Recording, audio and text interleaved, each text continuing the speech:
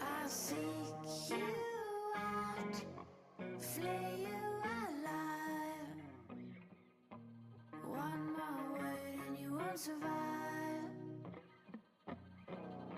And I'm not scared of your stolen power. See right through you anyhow. I won't soothe your pain. I won't ease your strain. You'll be waiting in vain. I got nothing for you to gain. I'm taking it slow, feeding my flame, shoveling the cards of your game, and just in time, in the right place, suddenly I will play my ace. I will soothe your pain. I won't ease your strain. You'll be waiting in vain. I got nothing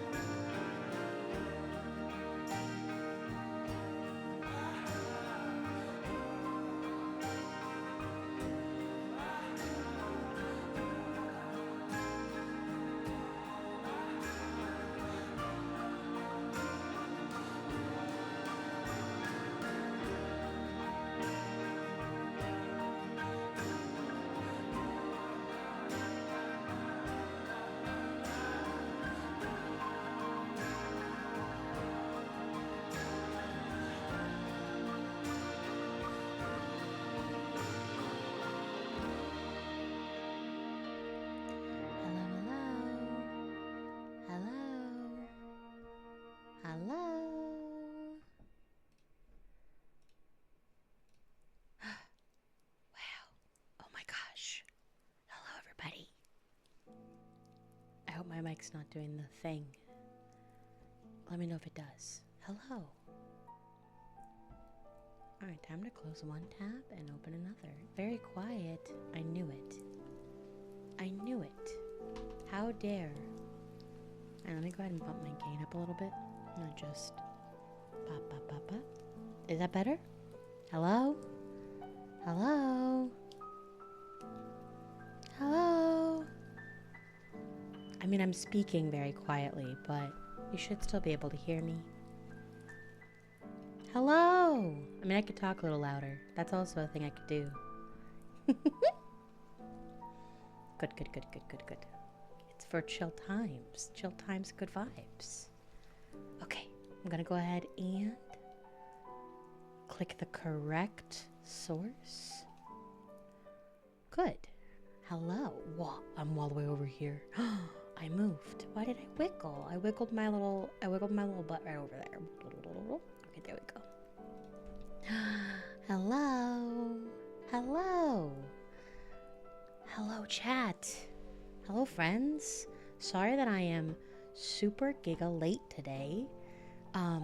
It was a crazy morning. We had people come in and install a new washing machine, which my partner warned me meant some cables might have to swap, and then that meant we might lose internet. And then also with people in and out of the house, the dogs were freaking out.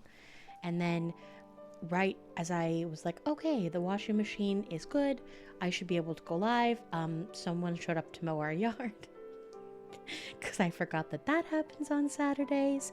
And so then they were freaking out again.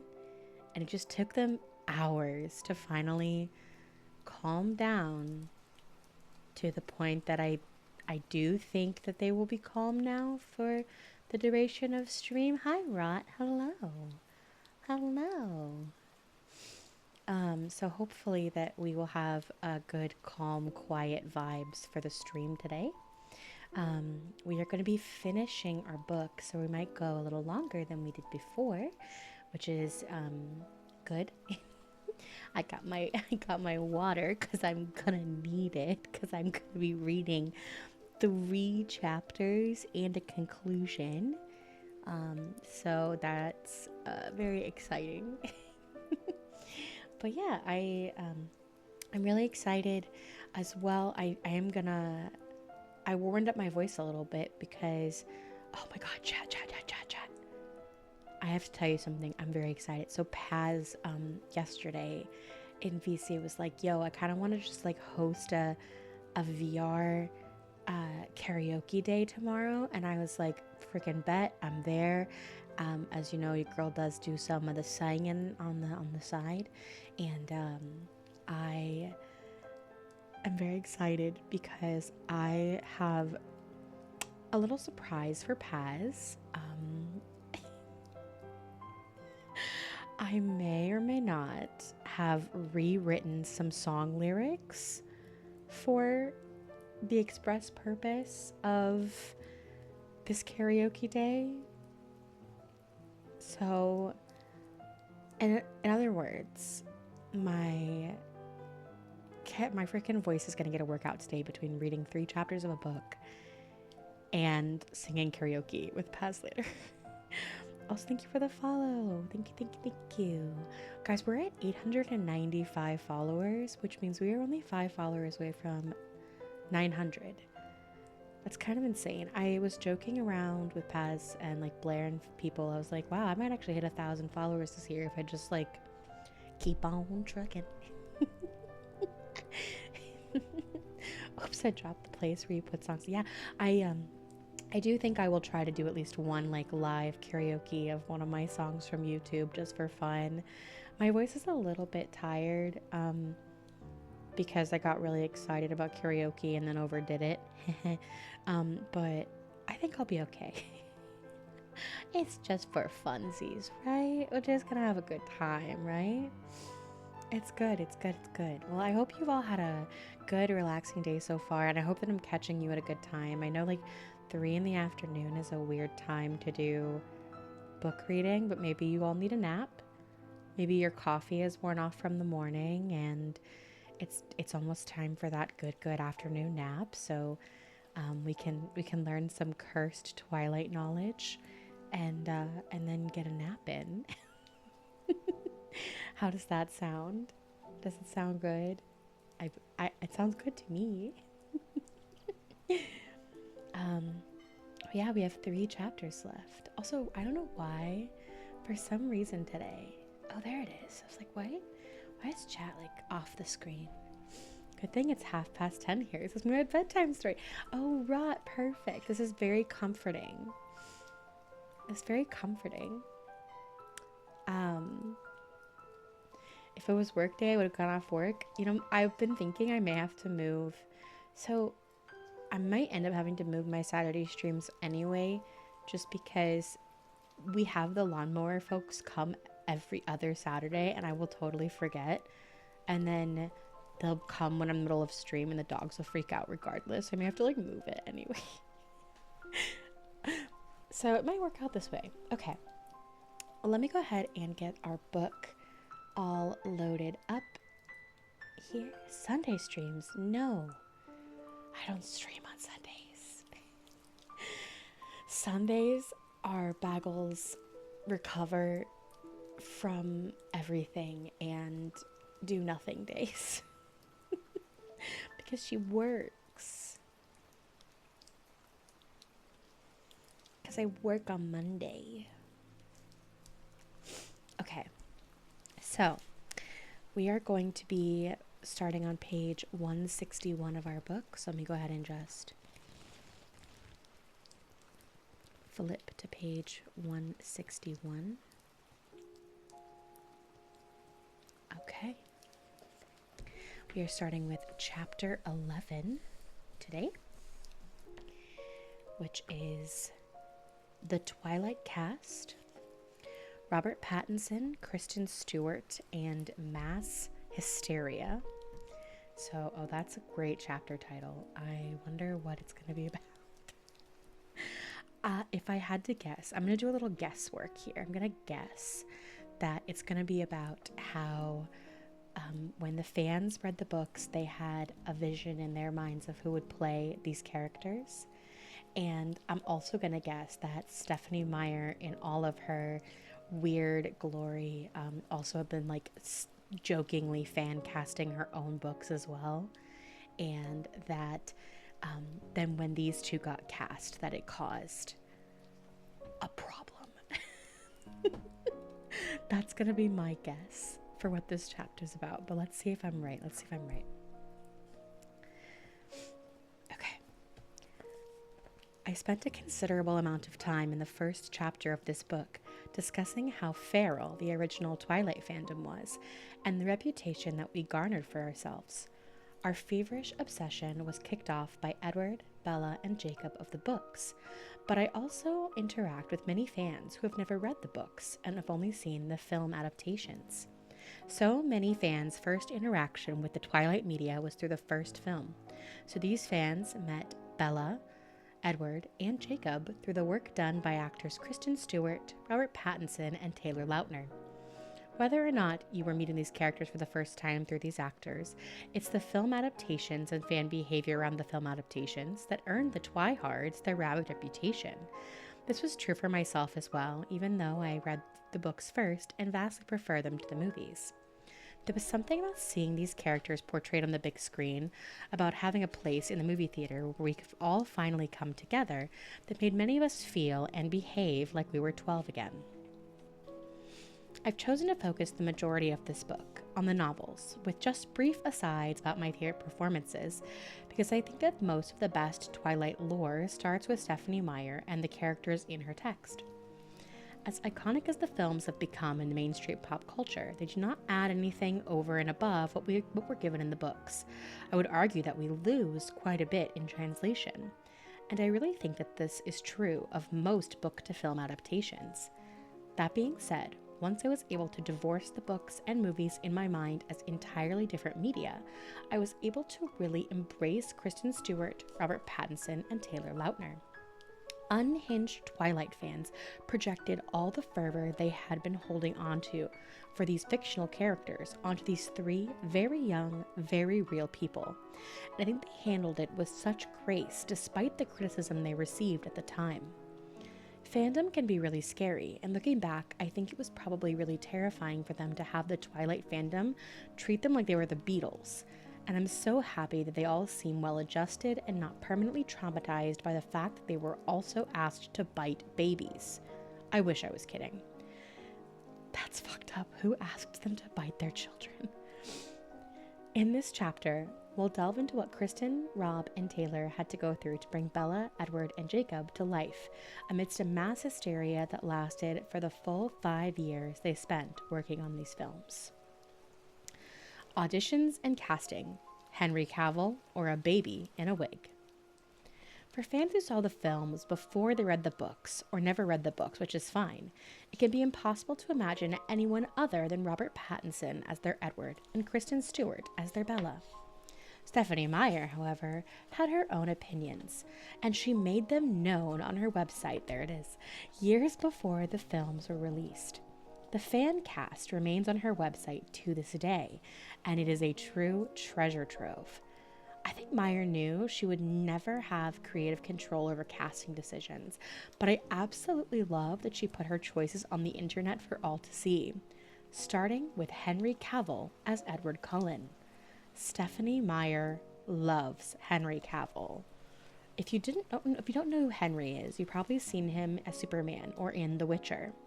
Meyer first saw Cavill when he was 19 in The Count of Monte Cristo, and says she's never been able to see any other actor as even coming close to Edward's physical appearance. The photos of 19-year-old Cavill remain on the site, and I've always agreed that Cavill would have been an incredible in terms of how freakishly otherworldly handsome he is. The difficulty with casting Edward Cullen is in the way he's described as a kind of god. His beauty is not human, so I think any actor who stepped into the role would have inevitably disappointed somebody. Before her books were published, Meyer made covers for them herself that are also on her website, and Cavill's face features prominently on her homemade eclipse covers. Please stop reading this right now and go look at them, because they are hilarious. I'll wait. Okay.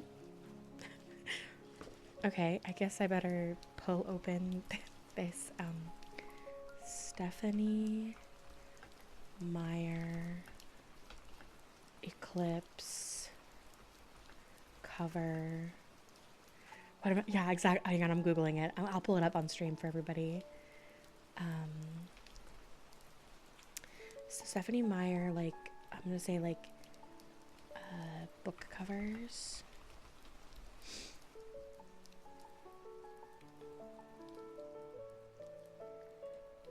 Hang on, let me see. Oh.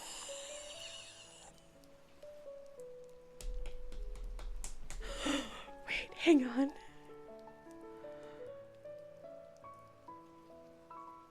Oh my God. Wait.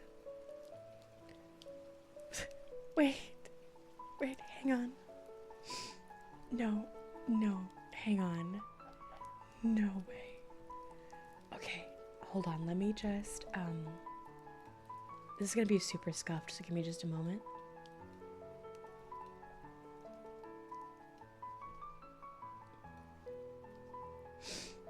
Okay. So, it's a site that she calls it Craptastic Covers. And let's just like zoom in. So these were some of her covers. This was one she just called the book Forks.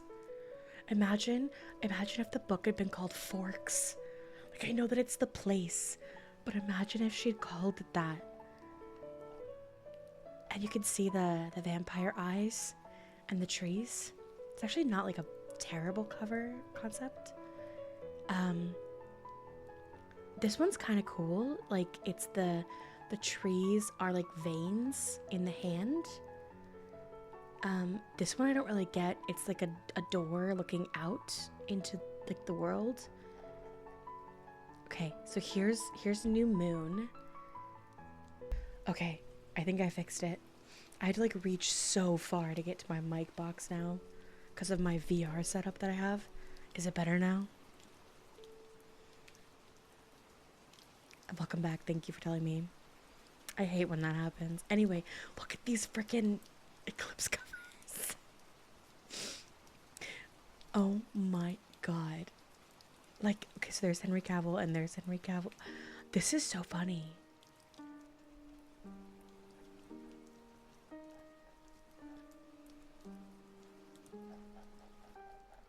Like, he's eclipsing himself. He's eclipsing himself. You don't know who Henry Cavill is? Hang on.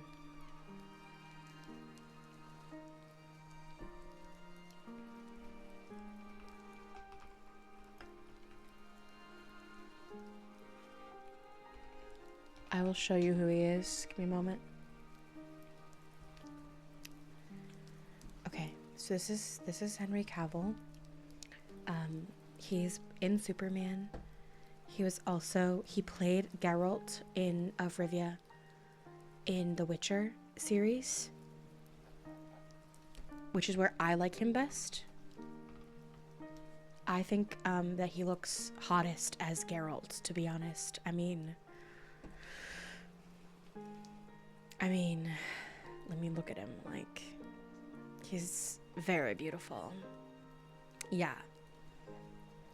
Like, okay, so you know how like some people like clean up nicely, right? Like they look kind of grungy normally, but then if they like dress up, they look super good. It's like, oh, you clean up really nice. I have this thing that I think that Henry Cavill looks better when he's dirty.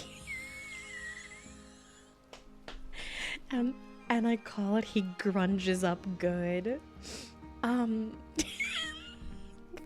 Like, I think he looks better like this than he does like this. Like, come on. Like, this man is not nearly as hot as this man. I'm just saying.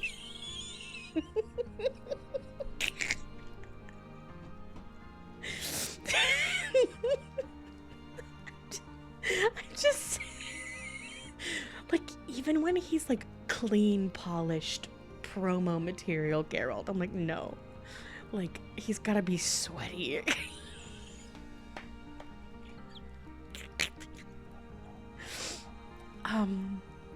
Anyway, that's my take. I hope you all enjoyed my take. Yeah, he looks like I should give him a bat. Yeah, exactly. There you go. Exactly. Rock gets it. Wild yet valid. He just looks better grungy. I'm sure, like, if he didn't smell good in person, it would be like a turn off, right? But like, I don't have to smell him if he's on TV.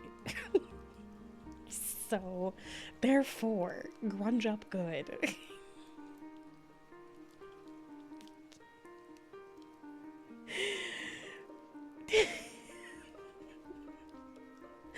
I feel like that belongs in quotes. I don't have to smell him if he's on TV. Anyway,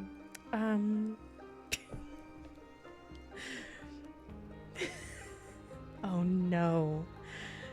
Oh God, could you imagine? Oh man. Okay.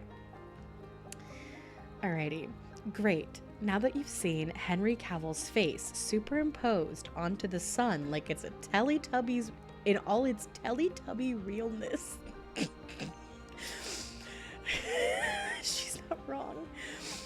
I'll tell you that the fan suggestions Meyer liked most were Mike Vogel, Drew Fuller, Hugh Dancy, and Jackson Rathbone, who ended up playing Jasper. According to Stephanie, the most popular choices amongst fans were Hayden Christensen, I Would Have Died, Robert Pattinson, I Did Die, Orlando Bloom, and Gerard Way.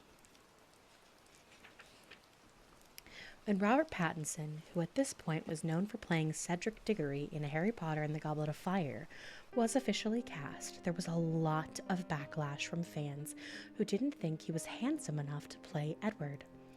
Pattinson has now gone on to play Batman, a role infamous for garnering the criticism of fanboys during casting announcements, and he actually said that Twilight fans were more aggressive in their vitriol over his casting as Edward. That's crazy. I wasn't part of the conversation yet when the actors were cast, but I think Rob is one of the most handsome and charismatic actors we have today.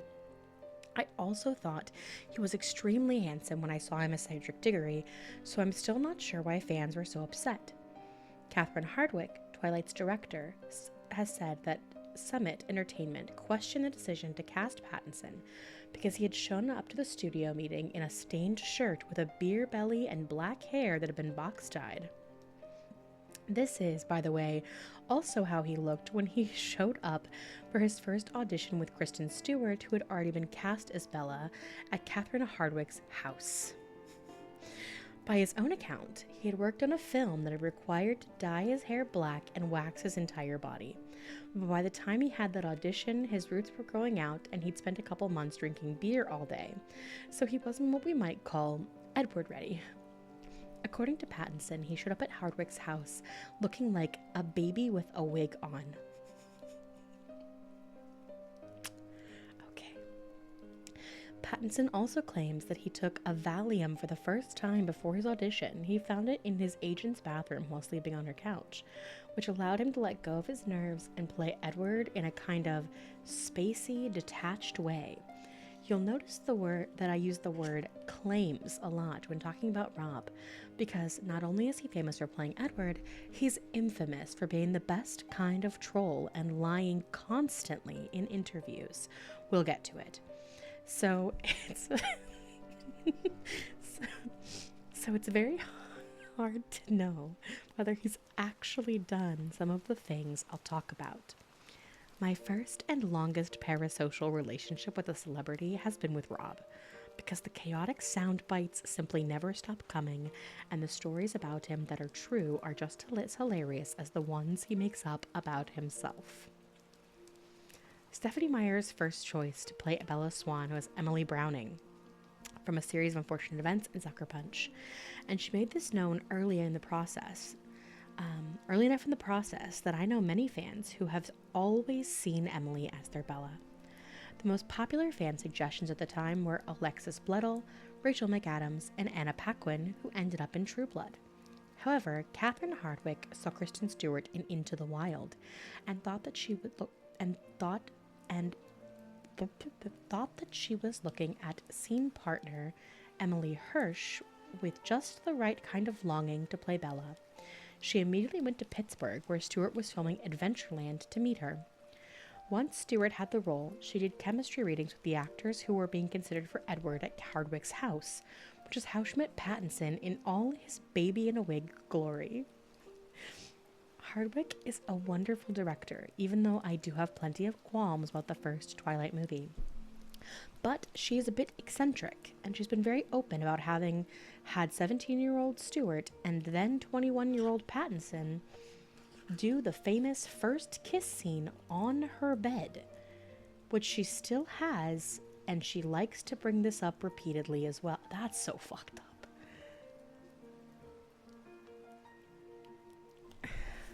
Why is everyone who's attached to this cursed series so fucking weird? The whole world was aggressively into the idea of Rob and Kristen being a couple from the moment the movie came out, even though the two did not start dating until 2009 while filming New Moon. So 2008 Sarah understands why she'd offer up these salacious tidbits, but now I'm definitely at a point in my life where I never want to hear about Catherine Hardwicke's bed again, or what she had this teenager do on it. But I do really love Catherine. I really do. I'll also say that I had also seen Kristen Stewart Into the Wild, and I was so excited at the idea of her as Bella when I was reading the books. I have always and will always think she looks exactly like Bella, and she certainly didn't receive the kind of backlash that Pattinson received upon being cast. The backlash against her, which was also unfortunately massive, came later. For Jacob, Stephenie Meyer really had her eyes on actor Stephen Strait from Sky High. He's also featured on her homemade Eclipse covers. It's interesting that Meyer seemed to care the least about Jacob's casting. His entry is all the way at the bottom of her fan cast, but this may have been because Jacob plays such a small part in that first book and movie. It's odd, though, that so little foresight was put into casting Jacob, who, 1, really should have been played by a Native American actor, and 2, goes through such an incredible physical transformation from the events of Twilight to the events of New Moon. We've discussed how Jacob starts out at 5'10" and ends up at 6'7", and obviously there's no way to cast one actor who would have both of those looks, so they probably would have looked ahead to New Moon if that kind of physicality was important to them. Taylor Lautner, who is white and 5'10", was cast as Jacob in Twilight at age 16, and it's confirmed that the plan was to cast another actor in his mid-20s to play Jacob for the rest of the saga. With Twilight's enormous financial success, 16-year-old Lautner was forced to transform his body and re-audition for the role, putting on 35 pounds of muscle to impress New Moon director Chris Weitz and keep his job. Lautner says that maintaining his body throughout filming the franchise required eating 5,000 calories a day, and he recently spoke out about the body dysmorphia that he struggled with for a decade after the films wrapped. When Lautner, who, again, was a child when he was forced to do all of this, no longer had to work out multiple times a day to play Jacob, he went through a phase where he never wanted to be in a gym again, and his body changed, as all human bodies inevitably do. As Lautner's body changed, people on the internet, who will almost always prove to be the worst, highlighted this change by posting shirtless photos of his teenage self side by side with the changed body, and this really affected Lautner. Lautner has done a lot of work on his mental health to get to a place where he feels comfortable in his body, and I just want to say that it seems like he's the nicest person ever, and I wish that this had never happened to him. He's also widely known as Taylor Swift's most unproblematic ex-boyfriend, if you know, you know. So we must work as a fandom to continue to protect him at all costs. Thank you for the hydrate, Paz. I also feel bad for Taylor Lautner. I feel like he was, again, like 16 years old. I've actually watched interviews that he's given about this story, so I want to like tell a little more about it. He was 16. They cast him in this movie, and they tell him like, "Hey, you're gonna get recast. Like, you're just in this one movie," and he really enjoys being part of the story, and he wants to continue. But they tell him like, "No, like you literally just don't have the look to be a werewolf. Like, you are not physically buff enough, athletic enough, tall enough. Like, you are not enough." Basically, they tell like they kind of talk down to him and tell him he's not good enough to play this character that he's already been playing. And so he goes away in the time between when Twilight filming wraps and new auditions start, and like becomes a beefcake. There's no other better way to put it. But like beefs himself up like crazy, goes on like insane diet, insane exercise, and gets like the washboard abs and the big muscles and everything. And then comes back and is like, can I keep my job? And like thinking about doing something like that at age 16, 17, like think about when you were 16 or 17, or if you're 16, 17 now, like think about doing something like that. And that just feels like so much. And then again, like he had to maintain that physical fitness for years for this role.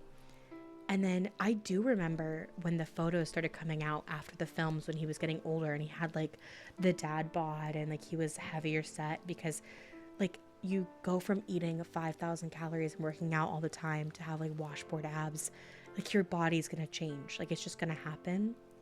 People were so mean to him. That being said, in his recent appearances where he's like showed up with Taylor Swift and stuff, thank you for the Team Jacob reading, very appropriate right now, honestly.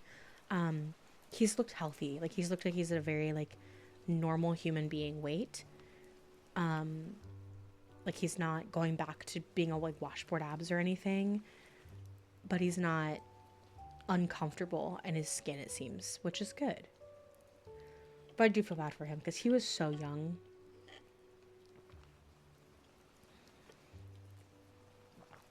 Like so young to be going through all of that. Okay. Now I haven't had my water. I've had my rant. But yeah, if you ever want to watch interviews with Taylor Lautner, he seems like a really chill guy. And I said this once in a previous episode, but I'll say it again. Maybe I said this on a different stream.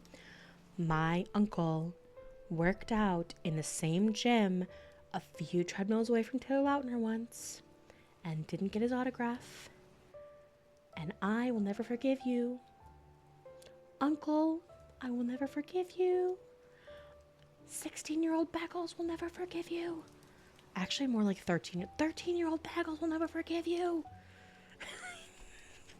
I made t-shirts of Jacob Black for myself and your daughter, my cousin. We wore Team Jacob t-shirts together, and you didn't get his autograph, and I'll never forgive you. Anyway.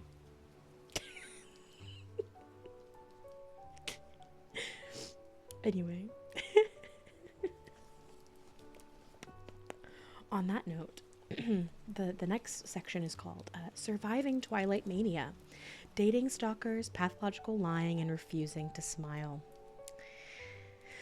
Before I get into how these actors muddled through those crazy 5 years of blinding spotlight, I want to say a quick word about the adaptations and how they approached the characters. Book Bella and Book Edward are vastly different than Movie Bella and Movie Edward to me, and some of this is because of the decisions the actors made themselves, and the rest of it is because of the adapted screenplays, which inevitably leave so much character development out. The movies themselves are also vastly different from each other because each one had a different director. Bill Condon directed 2 movies only because Breaking Dawn was split into 2 parts. I've said this before, my favorite of the movies will always be New Moon. I actually think this one is a good movie, even apart from the Twilight saga. Everyone seems a little bit more comfortable in their skin. Taylor Lautner is a breath of fresh air as Jacob, the score is beautiful, the colors are gorgeous, and most of the important scenes that we need to understand these characters are included. Twilight, however, took a lot of getting used to for me, though I now see it as the absolute camp classic that it is. I was initially upset with Rob and Kristen's portrayal of Bella and Edward. They both look so deeply uncomfortable and sad for the entirety of the film, and this wasn't a decision I would have made because Bella and Edward are falling in love. Why so serious? In the books, Bella basically outs Edward as a vampire during a pretty low-key car ride.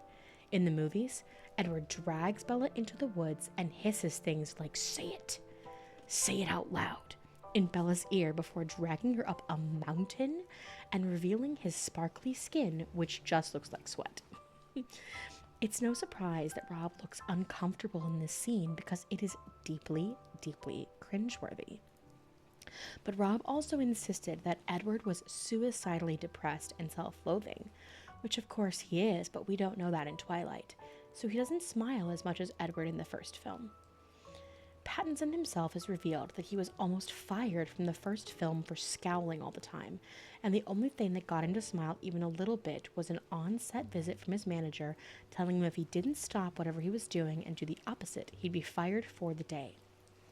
Oh, he'd be fired that day, not for the day, but he'd be fired that day.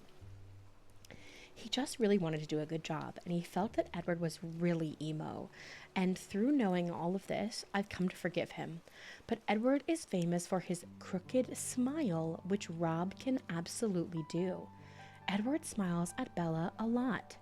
The moments when Pattinson does play Edward more lighthearted in the first film are so perfect that it makes me sad for what we could have had. I had the same complaints about Kristen Stewart's portrayal of Bella, with added confusion over why she was blinking and stuttering so much. I'll be honest, I still don't understand it, and it haunts me to this day because Kristen Stewart is a fantastic actress. She's Oscar nominated, and I've never seen her do this in another role. Bella is quiet and clumsy, but I'd never interpreted her as so awkward, and it's certainly Stewart's call as an actress to make that determination. Luckily for me, the stuttering, blinking, and mouth breathing lightens up as each film progresses, and by Breaking Dawn, she either hardly does it at all, or I've just become fully immune to it at this point. Have a good wherever you're going, Cloud. He's abandoning me. If Rob and Kristen seemed uncomfortable playing the characters, perhaps this was because they were just really uncomfortable with the entire Twilight machine and the public scrutiny that came with it. For as big as the Twilight books were, none of the cast was prepared at all for the cultural phenomenon that the movies would become, or how interested the public would be in every aspect of their lives. Pattinson was only able to sit through the first 10 minutes of the American Twilight premiere before he had to run from the theater to his car, having a huge panic attack while trying to calm down. He looked up and noticed somebody was filming him. He channeled his discomfort with being in the public eye and constantly doing press by swinging wildly from radical truth-telling to rampant lying, all with his signature self-deprecating British charm. Blah, blah, blah, blah, blah.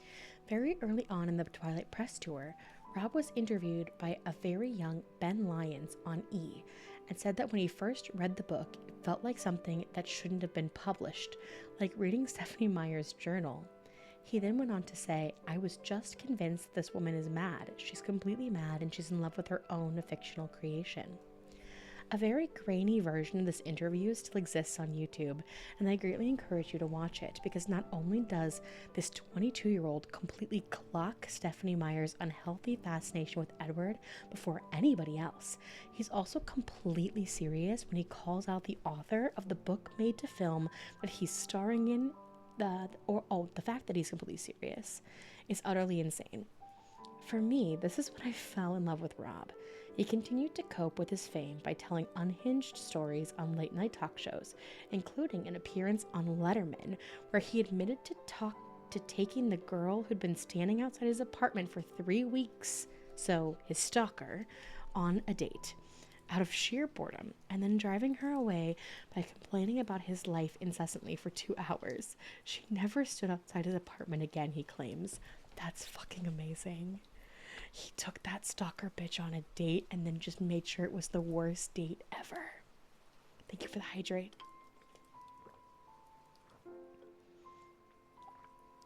I'll try to find the link. But yeah, Rob says a lot of unhinged things in his interviews from those days. He also developed a penchant for biting people when they asked, including pretending to bite a 3-month-old baby. See footnote for photographic evidence. I hate that. And actually biting a fully grown man when asked to do it at a premiere. During the same Twilight press tour, Pattinson told an interviewer that he hadn't washed his hair in 6 weeks and didn't really see the point of it. This supposed lack of personal hygiene followed him for years, and in a 2022 profile for GQ, Pattinson admitted that he just made that up for something to say at the time, and this is something he does quite often in interviews to fill the silence. These stories and his chaotic personality had the unintentional and perhaps undesired effect of making fans more attracted to Pattinson. Despite the fact that he was also notorious for just generally hating on Twilight and pointing out the nonsensical it can be, he truly could have written parts out of the book for me.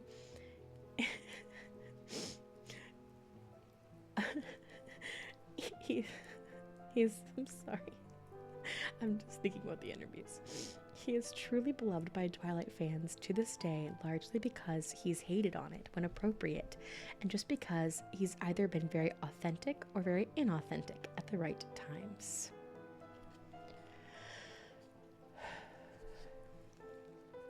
Kristen Stewart is also beloved by Twilight fans to this day, but she had a much tougher time with public perception during the filming of the franchise than Pattinson did, which is true of any woman faced with public scrutiny. Stewart made the ultimate mistake of being a shy, quirky, awkward teenager, which meant she was visibly uncomfortable in interviews, on red carpets, and being shot by the paparazzi, and this led both the general public and a lot of fans to consider her ungrateful for her success. In a 2009 New York Times profile on Stewart, New Moon director Chris Weitz said that Stewart had adopted an air of inapproachability to cope with scrutiny. But I don't even think that's it. Stewart herself said in the profile that it really actually did tear her up inside, that people thought she was abrasive, inconsiderate, or ungrateful just because she didn't like to go outside and wave the paparazzi in a bikini. Kristen Stewart was most definitely wanted to be an actress, but she didn't want to be a movie star, and she wasn't ready for it. She was often compared in the press to Taylor Lautner, who was considered the most gracious of the 3 stars, having embraced the fan base and media with openness and unremitting cheeriness. OMG, thank you so much for the raid. Welcome in, welcome in, welcome in. Hello, raiders. Can I get a shout out for OMG? I think all my mods are all freaking at conventions and things, and so I'm going to do a little shout out real quick. Thank you so much for the raid, guys. OMG, how was your stream? What were you playing? Oh, how was Shin Megami Tensei? How was it? How was stream? Welcome in. I'm Baguette. I'm a variety streamer. Today is a great example of that. I'm doing an ASMR adjacent read through of this book. We're finishing it today. But I do lots of other things too. So welcome in, readers. And OMG, hope you had a good stream. For those in my chat, you probably already know OMG, but if you don't, make sure you give him a follow. He is very, very passionate gamer, very creative streamer, lots of good concepts for his streams, so make sure to give him a follow and check out his stream next time he is live. It was fine. I managed to save the heroine and make some decent progress. Very good. Very good. That is good news. I'm glad you saved her. I'm glad you made progress. We are currently reading a chapter about the stars of Twilight. We're actually currently reading about Kristen Stewart, the girl who played Bella at the moment. Let me go ahead and pick up where we left off here. If you need to grab food or water or anything like that, feel free to do so. Or you can stick around. Totally up to you guys. Thank you for the raid.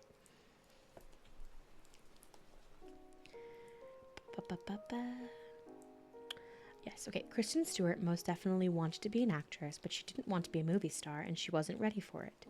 She was often compared in the press to Taylor Lautner, who was considered the most gracious of the three stars, having embraced the fan base and media with openness and unremitting cheeriness. The amount of ink that was spilled over her supposed unwillingness to smile is astonishingly misogynistic, as we really don't seem to care when our male actors are pouty or moody. This often makes them even more attractive to us. A quick Google search for Kristen Stewart facial expressions brings up infinite articles and blog posts with titles like Kristen Stewart addresses her resting bitch face and Who else wants to punch Kristen Stewart in the face? These were written, again, about a teenager who was paralyzed by the crushing enormity of a mostly female fan base that was jealous of her because she got to play their favorite character and date their favorite actor. Stewart has since revealed that, during this time, she suffered from panic attacks and used to vomit daily, to the point where it became almost casual to her, because she just couldn't anticipate what was going to happen to her in any given situation and felt extremely misunderstood. Thanks, OMG. Get some food.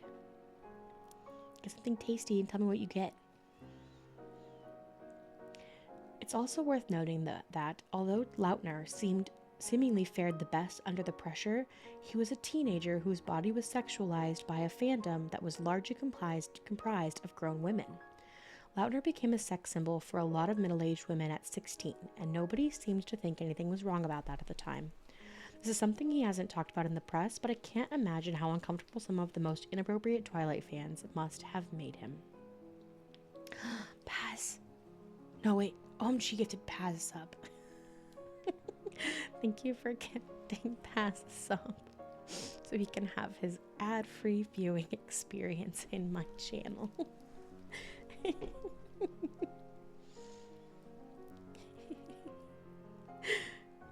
appreciate you. I don't want to get too deep into the relationship between Rob and Kristen because they very famously wanted to keep it private. But I also know it's an elephant in the room. They dated, they fell in love, and they really, really didn't want people to know about it. Stewart has since said that being so guarded about the relationship at the time made it so she wasn't fully living her life. Although it eventually became an open secret they were dating, with paparazzi frequently documenting them kissing and enjoying date nights, the relationship was only officially confirmed when Stewart was forced to issue a public apology for cheating on Pattinson with her Snow White and the Huntsman director.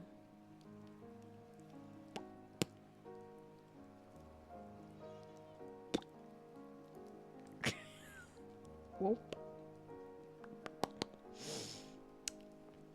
In the apology, she said that Rob was the person she loved and respected the most, and she said, "I love him twice."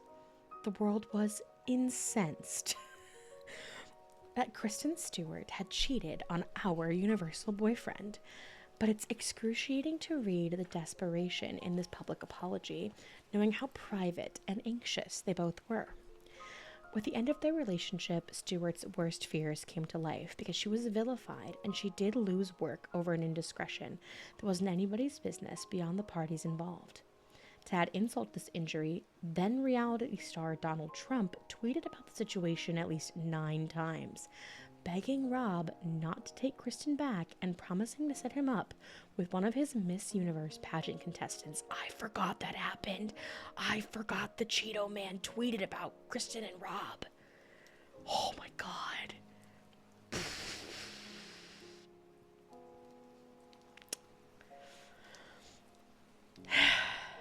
Good. Good.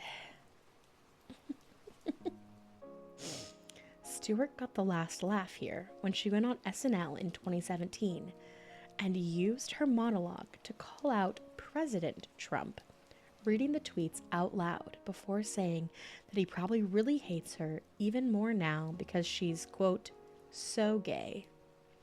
Although she started to be open in the press about dating women, this was the first time she used the word gay, and I can't think of a more fitting, full circle way for her to have done it.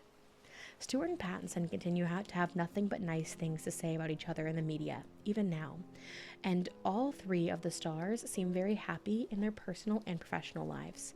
We take into consideration that 2 out of the 3 of them were teenagers when this thing started, and Rob had just barely entered adulthood.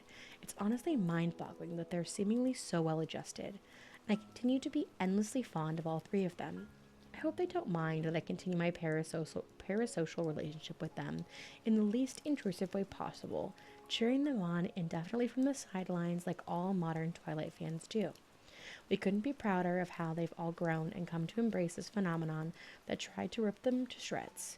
We can only hope that we've grown half as much since 2008. Yeah, exactly, Anon. You read my mind. Read my mind there. Okay, we have a quick chapter break. Oh, thank you so much for the follow. Thank you, thank you, thank you, thank you, thank you. So we have a quick chapter break here, and we are about the hour mark. I need to run some ads so that we can set our pre-roll ads off, which is going to be annoying AF, and I apologize for that. So I'm going to go ahead and run those. Hello here shortly. I just need to check one thing before I do. Did I did. I'm smart. Okay, so I'm gonna run over to my BRB screen, and we'll be there for 3 minutes, and the ads are gonna run, and then when we come back we will read chapter 12, which is Twilight Aesthetics, A Tale of Beige, Khaki, and 1,000 Wigs. So that'll be really fun.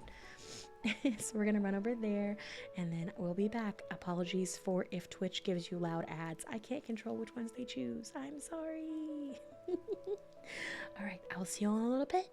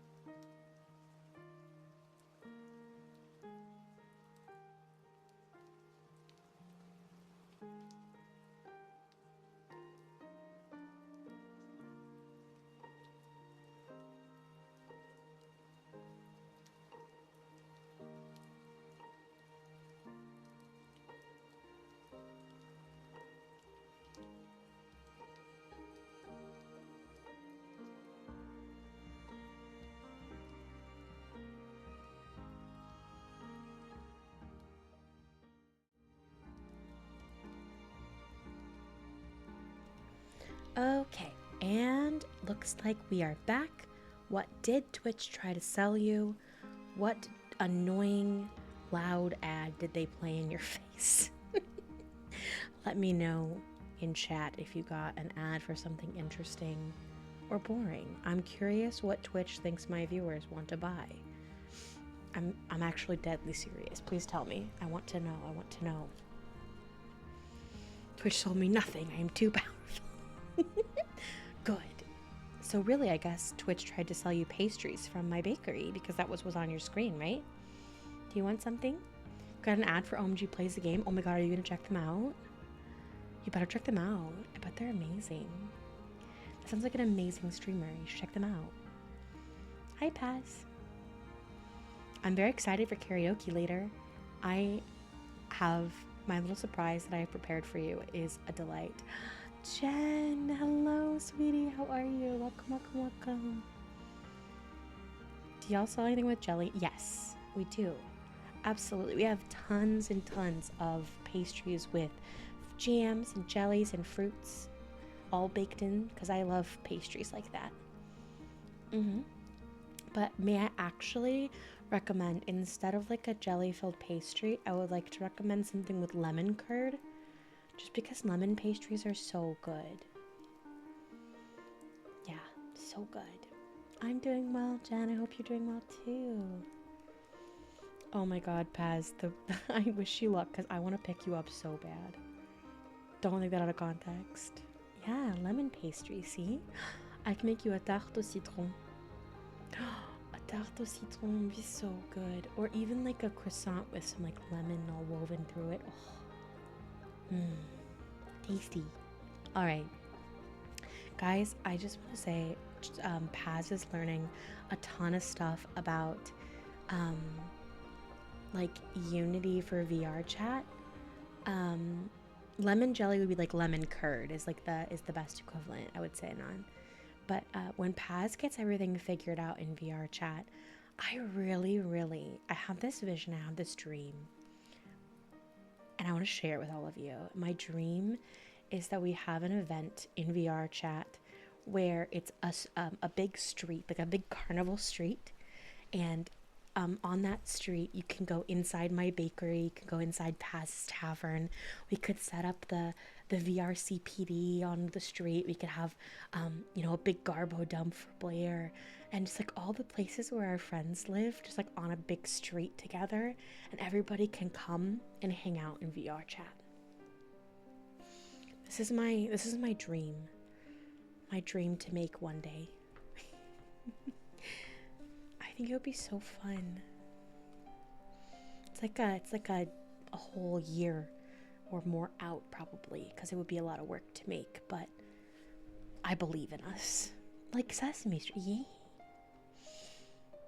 We could have a little dragon slayer for Jordan, a little spaceship parked for Sim.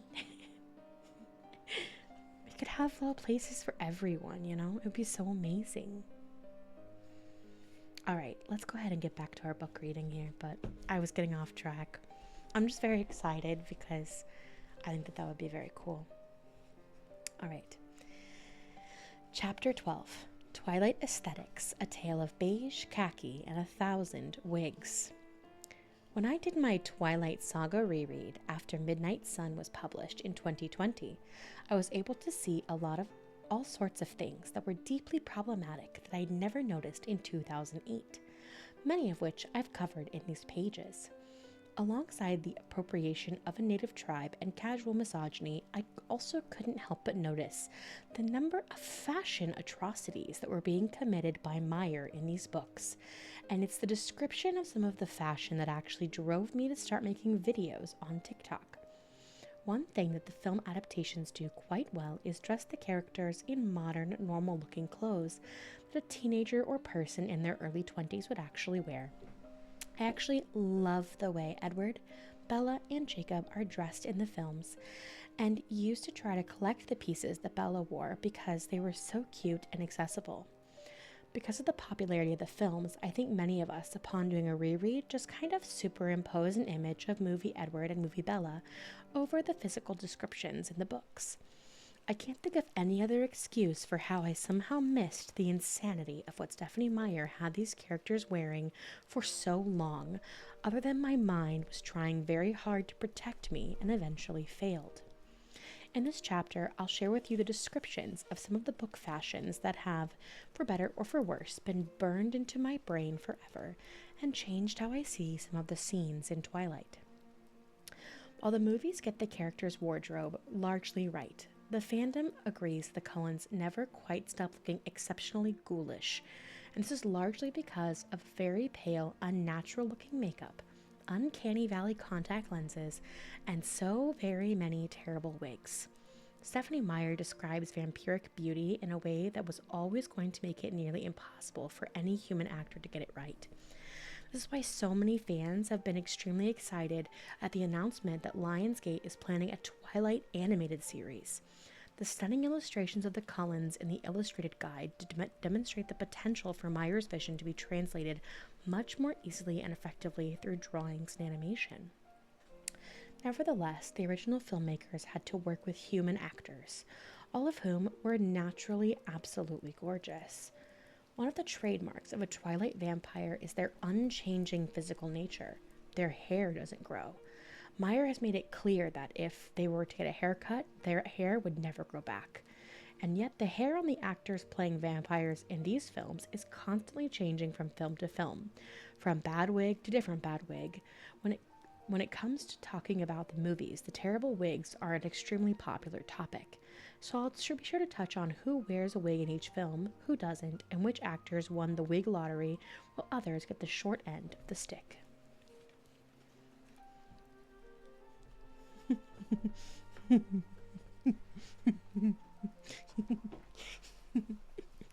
Twilight fashion. Does this shirt go with my skin of a killer? Headcanon that the Cullens actually shave their heads and wear wigs. True. I mean, at some point, I feel like after 100 years, like something would happen and your hair would fall out, right? Like it's just hair. Like it would get cut or sliced in a fight or something, you know? And like you would have to just shave your head and get a wig. Because someone's going to notice that if you just have like a chunk of hair missing forever. All right. If I were asked what the most memorable or important scene is in Twilight, I would say very definitively that it is the meadow scene, Bella and Edward's first real date, and is the heart of Meyer's first novel and where Bella and Edward's love story truly begins. Edward realizes that he does have the strength to be alone with Bella, to be near her without killing her, and that they are honestly, truly with each other about that they are truly honest with each other about their feelings and the complexity of the situation for the first time. It's also the scene that Meyer saw in her dream, the scene that inspired her to write Twilight in the first place. It is an iconic scene, and I know the word iconic is grossly overused, but it's really apt here.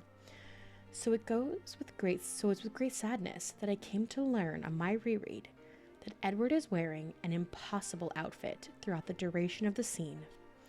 I truly was never able to think of the meadow scene the same way again after I noticed the detailed description of his shirt in a midnight sun. A lot of times I've burned parts of my hair. Yeah, exactly. See? That's what I'm saying, Rot.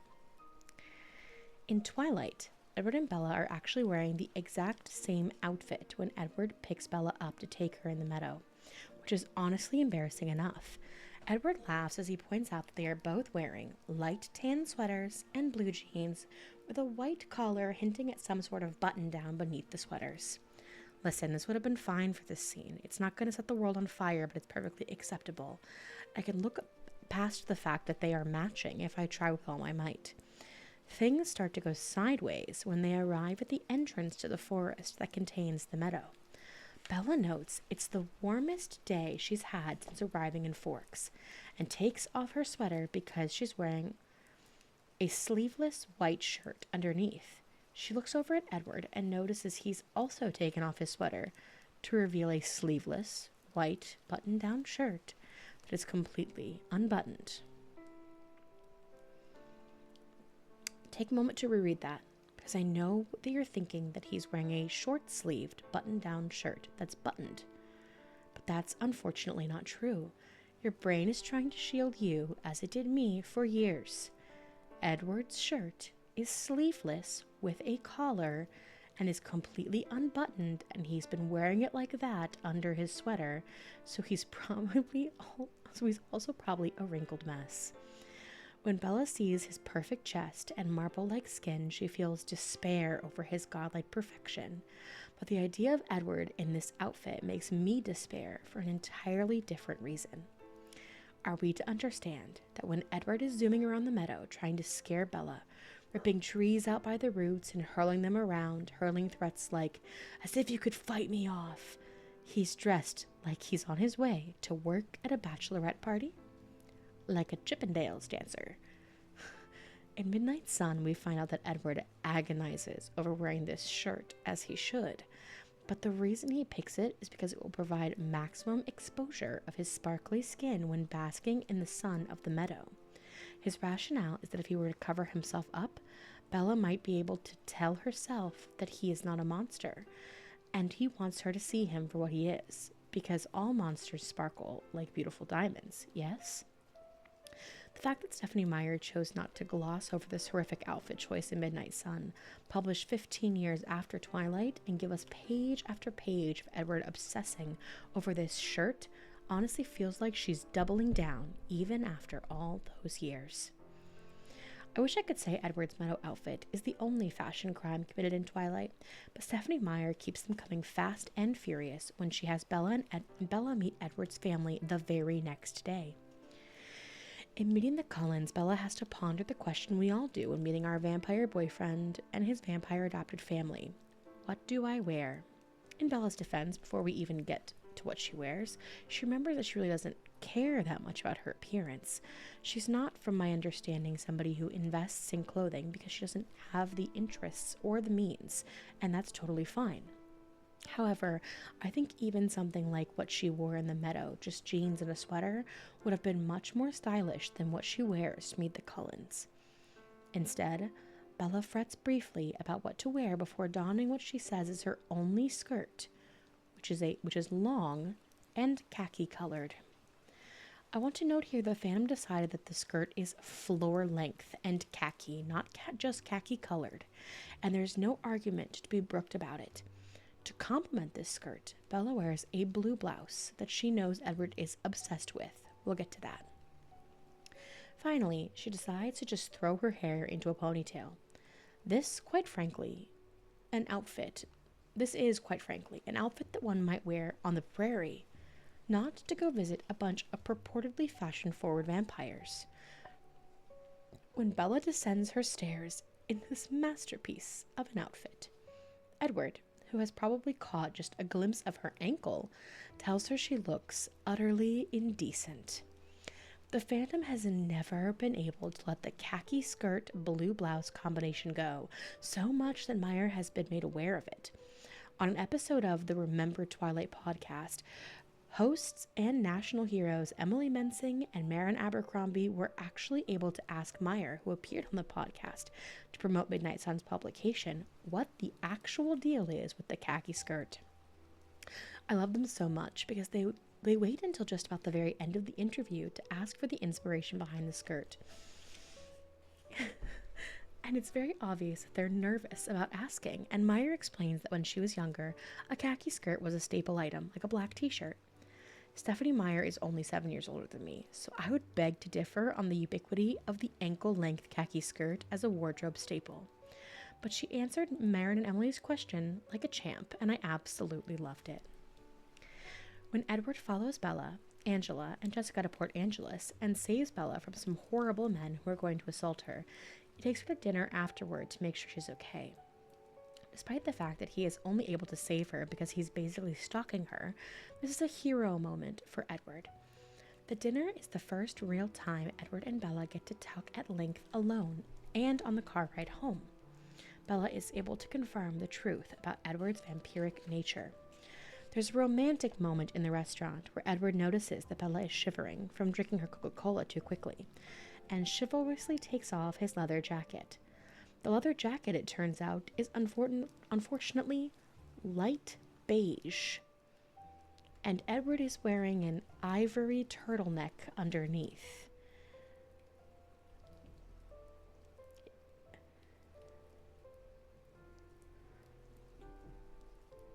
Okay. If you have any familiarity at all with boy bands of the millennium like NSYNC or the Backstreet Boys, just imagine what any of them is wearing at any given time in their music videos, and you'll have a pretty accurate representation of what Edward looked like while scaring off sexual predators.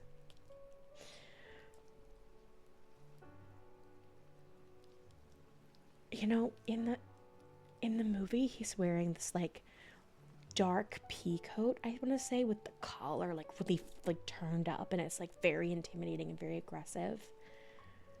Yeah, the light beige leather jacket with the ivory turtleneck underneath.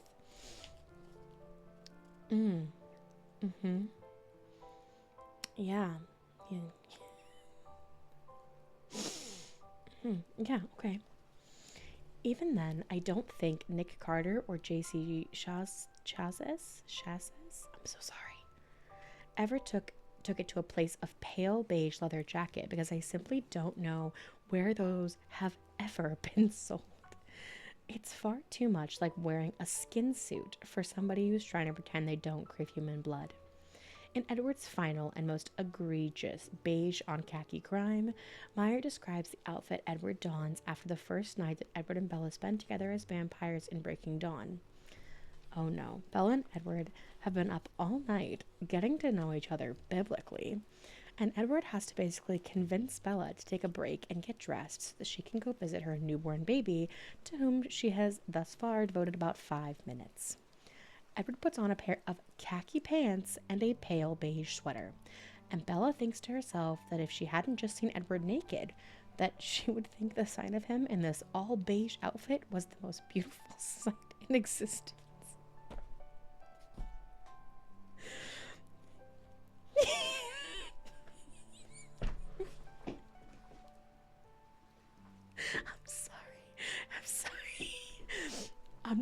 I'm sorry. Okay. So, like, how vanilla is this woman? That's all my brain could think. Anyway, we're fine. It's good. We're fine. We're fine. We're fine. We're fine. It's good. We're fine. We're fine.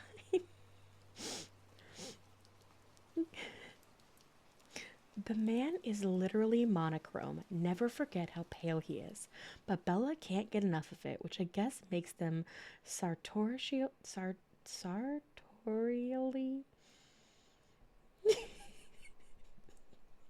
perfect for each other. Twilight vampires are immune to garlic and they don't burn in the sun, but are they allergic to color?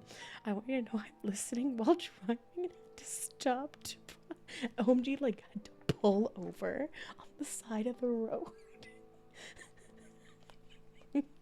The beige is very Mormon, that's what I'm saying. It's very Mormon. It's very Mormon.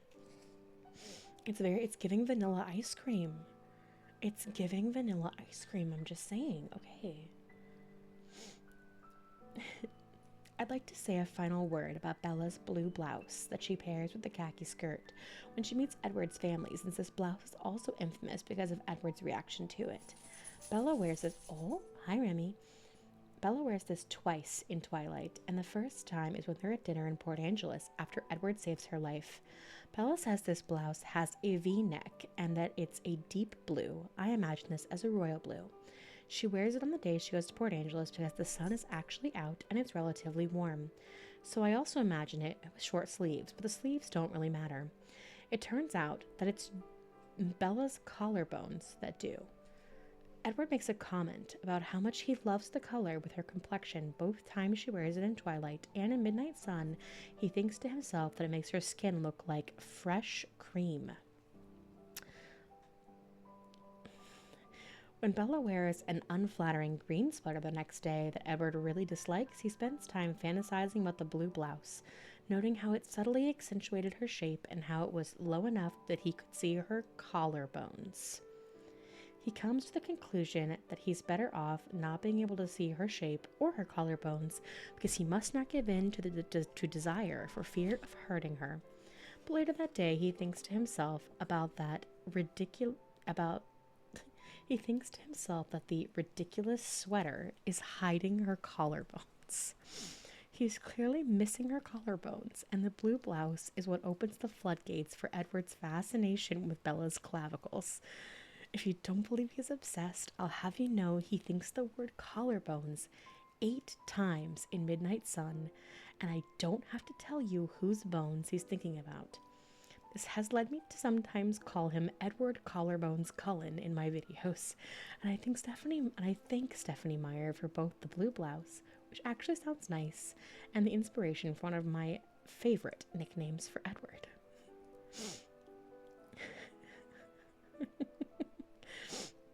All jokes aside, I also think that Edward's fascination with the blouse and what it reveals really does highlight the fact that he is not of this time, and I do think that's romantic in a Mr. Darcy sort of way. I'm glad you're being safe and pulling over, OMG. All right. Wigging out, the tragedy of the Twilight wigs. Twilight vampires are nothing if not impossibly inhumanly beautiful, and this, unfortunately for the filmmakers in the Twilight saga, includes their hair. I added the caveat earlier that making human beings look like perfect marble statues, like gods, was never going to be an easy feat, and I want to keep that in mind as we discuss the disastrous wigs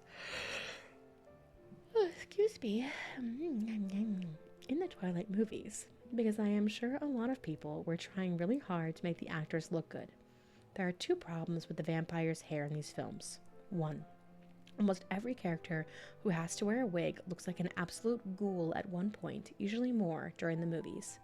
And 2, different wigs were used for each movie, which creates a problem because Stephanie Meyer has made it very clear that the vampire hair cannot grow or change color. Even if vampires could grow their hair or get brand new dye jobs, it's just jarring to have to visually acclimate to these characters looking completely different in a new and terrible way every time you start the next film of the saga. Sometimes the hair and makeup has changed so much this character, who should be familiar to the viewer, looks virtually unrecognizable. And to make matters worse, Bella, who is human and could change her look, is kept looking very consistent across most of the films. We'll get to the horrific Eclipse wig. Bella would never change her look. She's not that kind of girl. My point is if they could achieve consistency with Bella, and to some extent Jacob, why not try to get it right with the canonically unchanging vampires? Guys, we're gonna have to watch these movies in Discord. I feel like we just have to. I feel like when we finish this book, I'm gonna have to set up some movie nights so that we can actually watch these together.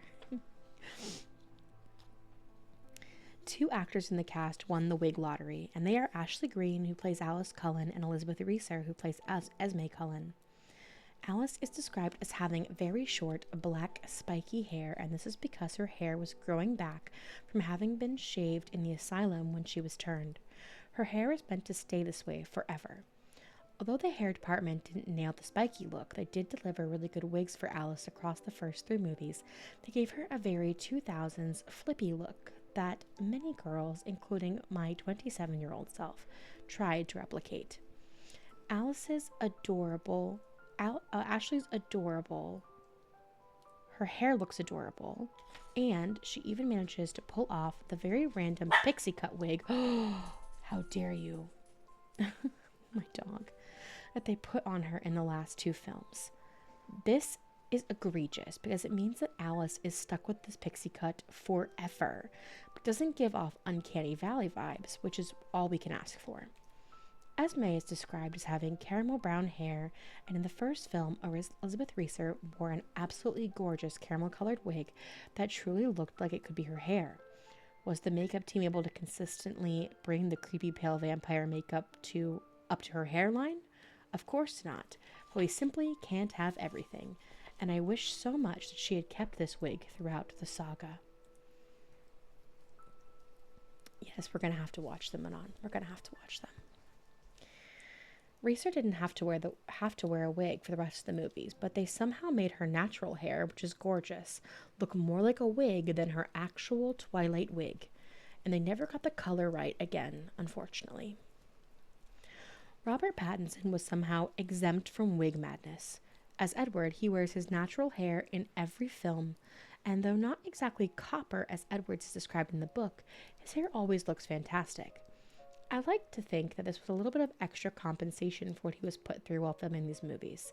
Kristen Stewart, who also wears mostly her natural hair, she had a hair piece that was added to her natural hair in Twilight. In all the films except for Eclipse, where she wears an absolutely unholy wig. In between shooting New Moon and Eclipse, Stewart had dyed her hair jet black and gotten a pretty drastic haircut to play Joan Jett in The Runaways, so she needed to wear a wig to go back to what would have been Bella's simple yet beautiful brown hair. It was brown, but it was not beautiful. There are parts of Eclipse where it hangs so unnaturally you can almost see through it, and the hairline is extremely severe. It's the hairline and the parts that are so bad with some of these wigs, though I'm certainly not a wig expert, and there may be a lot more going on that is beyond me. Kristen's wig was bad enough, though, that when behind-the-scenes photos started to leak from the set of Eclipse, many fans joked that she was wearing Taylor Lautner's wig from Twilight, which was objectively an atrocity. The budget for Twilight was very small, and Taylor Lautner was only in a few scenes, so I'm sure they couldn't afford an expensive wig for him. But truly, this wig looked like it was picked up from the sale section of a Party City. In an interview at the time, he said he would never want that hair, and that when he looked in the mirror, he couldn't even recognize himself. Luckily, Taylor was able to use his own hair for the second half of New Moon, and in all the other films that followed in the saga.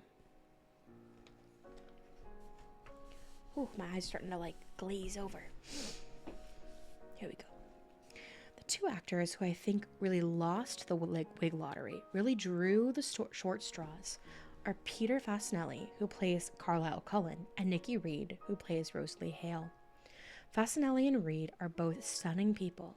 It's important to know that they both have beautiful brown hair naturally. Carlisle and Rosalie, canonically, both have blonde hair. As a brunette who tried for a time to be a blonde, I don't think it's controversial to say that blonde hair isn't right for everybody. It certainly wasn't right for me. I can't imagine anyone other than Fasinelli and Reed playing Carlisle and Rosalie, but I don't think it would have been the end of the world for just one of them to have had brown hair. This was done to great effect when Nina Dobrev was cast as Elena Gilbert in The Vampire Diaries. She was the best actor for the job, and the show let her keep her brown hair, which goes perfectly with her complexion, as opposed to forcing her into blonde to match Elena's description in the books. Instead, both Fasinelli and Reed have their hair bleached blonde for Twilight, and while Reed mostly pulls it off, Fasinelli's hair is a brassy yellow that looks super uncanny valley with his very white makeup. When I saw the film in theaters, the audience laughed when Carlisle made his grand entrance at the Forks Hospital after the car accident. But I assure you this scene is not meant to be funny, and Carlisle is meant to look like the most beautiful man in the world. He looks very much like a mime, and Peter Fasinelli deserved much better than this. Unfortunately, things did not get better for Fasinelli's Carlisle as the films progressed. Because he was filming Nurse Jackie at the time, Fasinelli had to choose which project he would use wigs. Given the result, he probably should have gone with Nurse Jackie. Reed, on the other hand, elected to go with wigs for the rest of the saga, because most of her hair had fallen out from the bleaching process she went through while filming Twilight. Her wigs are crazy. I don't know how else to say it, and they're always really different. In New Moon, her wig is a brassy bright yellow that clashes strangely with the yellow contacts that the Cullen actors wear. In Eclipse, the platinum color is much better, but the hairline and part are tragic. There are times in the Breaking Dawn films when her wig looks like it's almost going to fall off again. Or not fall off again, fall off. Period. Again, the colors and lengths are always different, which is a problem when you're playing an unchanging vampire. In New Moon and Eclipse, Fasinelli's wigs greatly resemble a helmet or an inverted salad bowl. His hair simply doesn't move. Fasinelli has been very vocal about his hatred for the wigs, and at a fan event in 2016, he described his Breaking Dawn wig as having a Trumpian comb-over. Delight. Thanks, Jen, for the hydrate.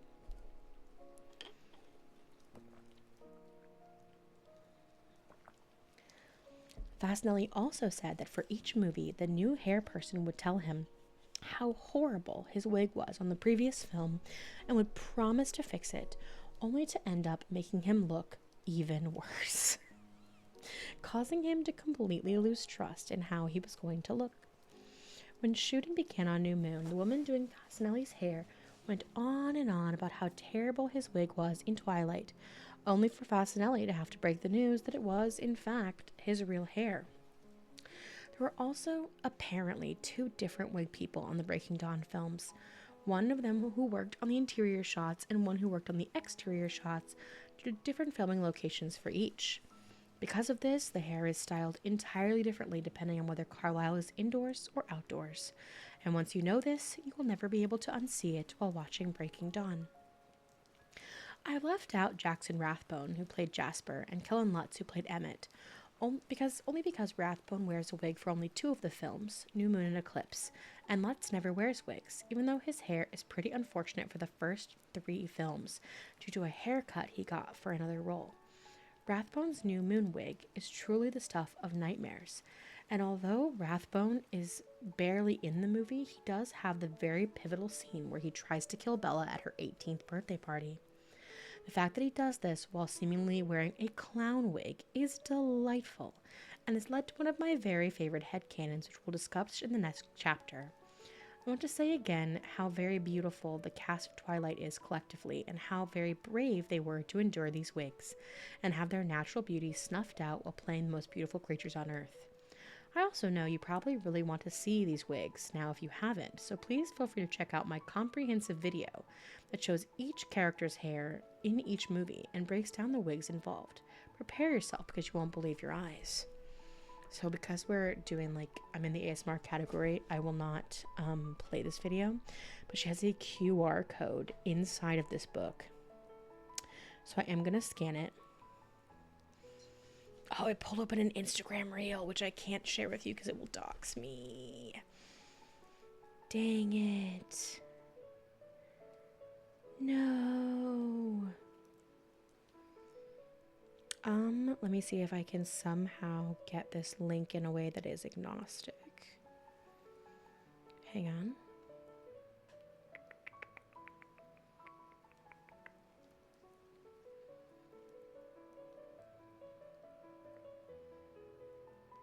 Okay, if I save this to my camera roll, post a pic of the QR code in Discord, there it is. That's the way. I was like, I gotta figure out a way to not I don't want you guys to be able to see, but I don't want I don't want to dox myself. And unfortunately, if I post an Instagram reel link, it will be there. Okay, I'm going to post this in... I'm just going to post it in our Live Now channel. Or I guess I could just post it in the middle of general. Why the fuck not? It's my own server. I can do what I want. It's my server. I'll do what I want. Okay. I hope that this will work for you. If you want to scan it from your computer, that is the QR code for... I see you sassing me in the Discord, but let me know if that works or doesn't work. If not, I can find another way to share it later. Thank you so much for the follow. Oh my gosh, welcome in, welcome in. Welcome, welcome, welcome, welcome. But yeah, she breaks down the wigs. I've watched the video before. It's a great watch. I will be curious for those of you who go click it and decide to watch it, which wig you think is the worst. I personally think it's all of the Rosalie wigs. I think they're the worst.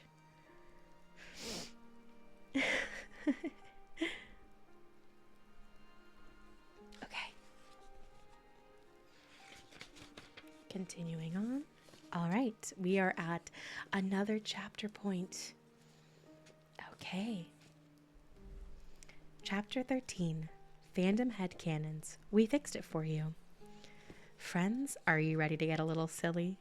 In many ways, it feels like the last couple of years have been leading to this moment when I got to write down for posterity the incredible headcanons that make the Twilight fandom so beautifully insane. What is a headcanon, you might ask? When a certain scenario, relationship, character trait, etc. does not show up in the pages of a book or images on screen, i.e., it is not canon, but you know in your heart of hearts that this would happen in the book or movies or TV shows universe, then that scenario is a headcanon. Headcanons have existed in all fandoms since fandoms began, but I'm proud to say that Twilight fans have an incredible understanding of the universe Meyer wrote, and they have hilarious imaginations. Part of the reason it's so easy to come up with unhinged Twilight headcanons is because of everything you've already read in this book. The lore is unintentionally bonkers. Another reason headcanons come so easily to the Twilight fandom is because Meyer is extremely adept at developing her characters. Edward, Bella, Jacob, and friends are so crystal clear to me that I feel that I know with certainty what they would do in a specific situation, even if Meyer never put them in these situations. What delights me the most about Twilight's most popular headcanons is that many of them follow directly from the rules of Meyer's universe, or the character she developed, while still being diametrically opposed to anything that she would have wanted or intended to happen within her universe. When we talk about the fandom reclaiming Twilight and making it their own after the shame of being a fan in the late 2000s, and the problem that we know are now rife within these books, creating headcanons and sharing them far and wide is one of the best and most popular ways to do this. I hope you enjoy some of my very favorites that I've selected for this chapter. I would also encourage you not to take these too seriously at all if you're extremely committed to what Meyer has written. Sometimes people will get upset and think the characters or story are being destroyed by the fans, but this is all in good fun, and at the end of the day, Meyer will always have the last word.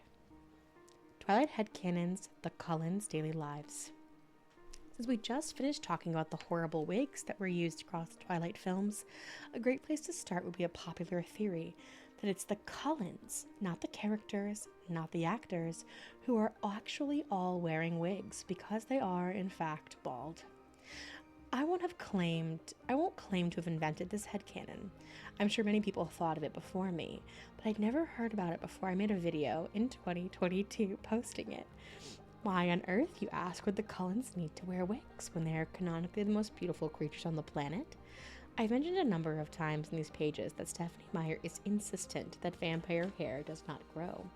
And in the short second life of Bree Tanner, we learn that vampire hair can certainly be ripped out when a newborn vampire named Sarah gets both her ear and a chunk of her hair ripped from her body. An interesting, absolutely insane thing about vampire body parts is that they can be reattached with vampire venom. So Sarah licks the ear and reattaches it. But Bree thinks to herself that Sarah is stuck with that bald spot forever.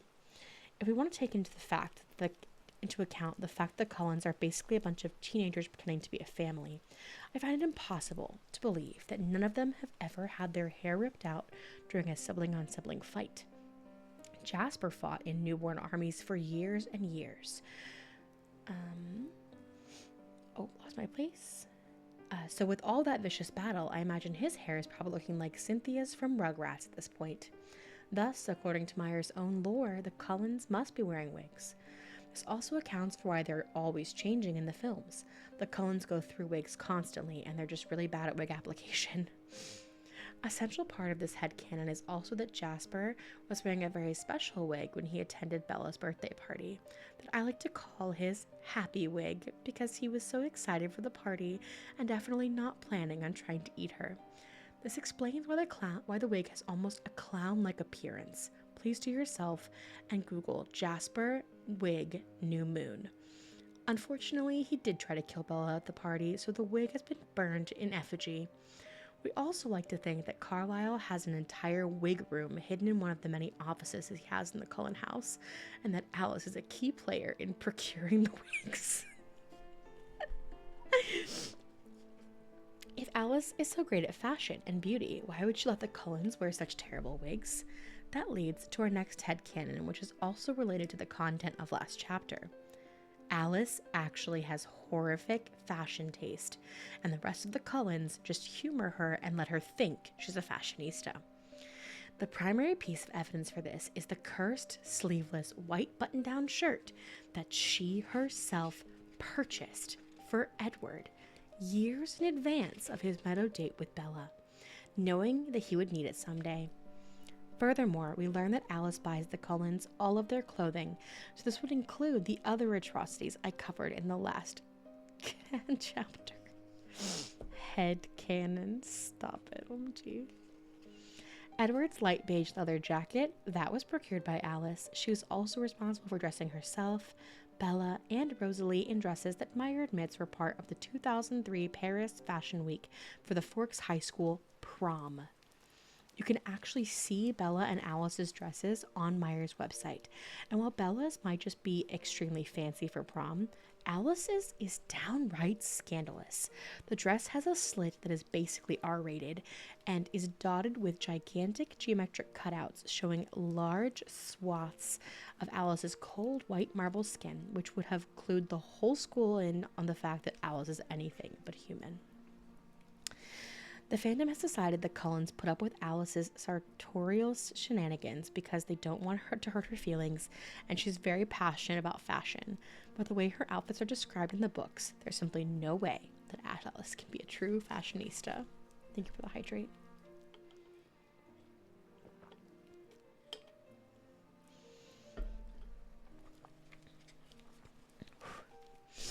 If Alice is mistaken about being a fashionista, this pales in comparison to what the fandom has decided is a huge case of mistaken identity when it comes to the Twilight vampires. The thing is that the Twilight vampires really aren't like traditional vampires at all when you really think about it. First of all, reveals she's a vampire or reveals she's a trip to the tanning salon? Both. First of all, they don't have fangs. Secondly, they can go in the sun and nothing happens to them beyond displacing their sparkly prism-like rainbow skin. Justify this, fans have speculated that the Twilight vampires are not vampires at all, but are rather fairies. Dearest reader, when I heard this theory, my brain threatened to explode. So much of the Twilight universe would make more sense if we were dealing with fairies.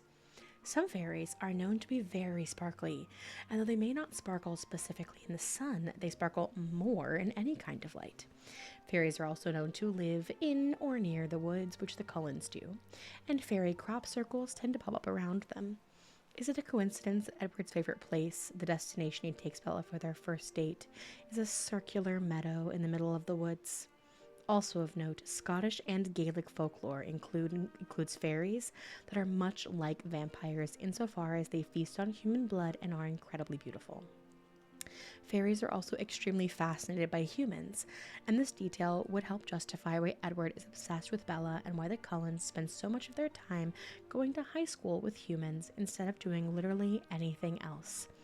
The fairy theory would also help explain why some vampires in the Twilight universe have special powers, as is common amongst fairies. At the end of the day, if Stephanie Meyer says her creatures are vampires, then of course they are.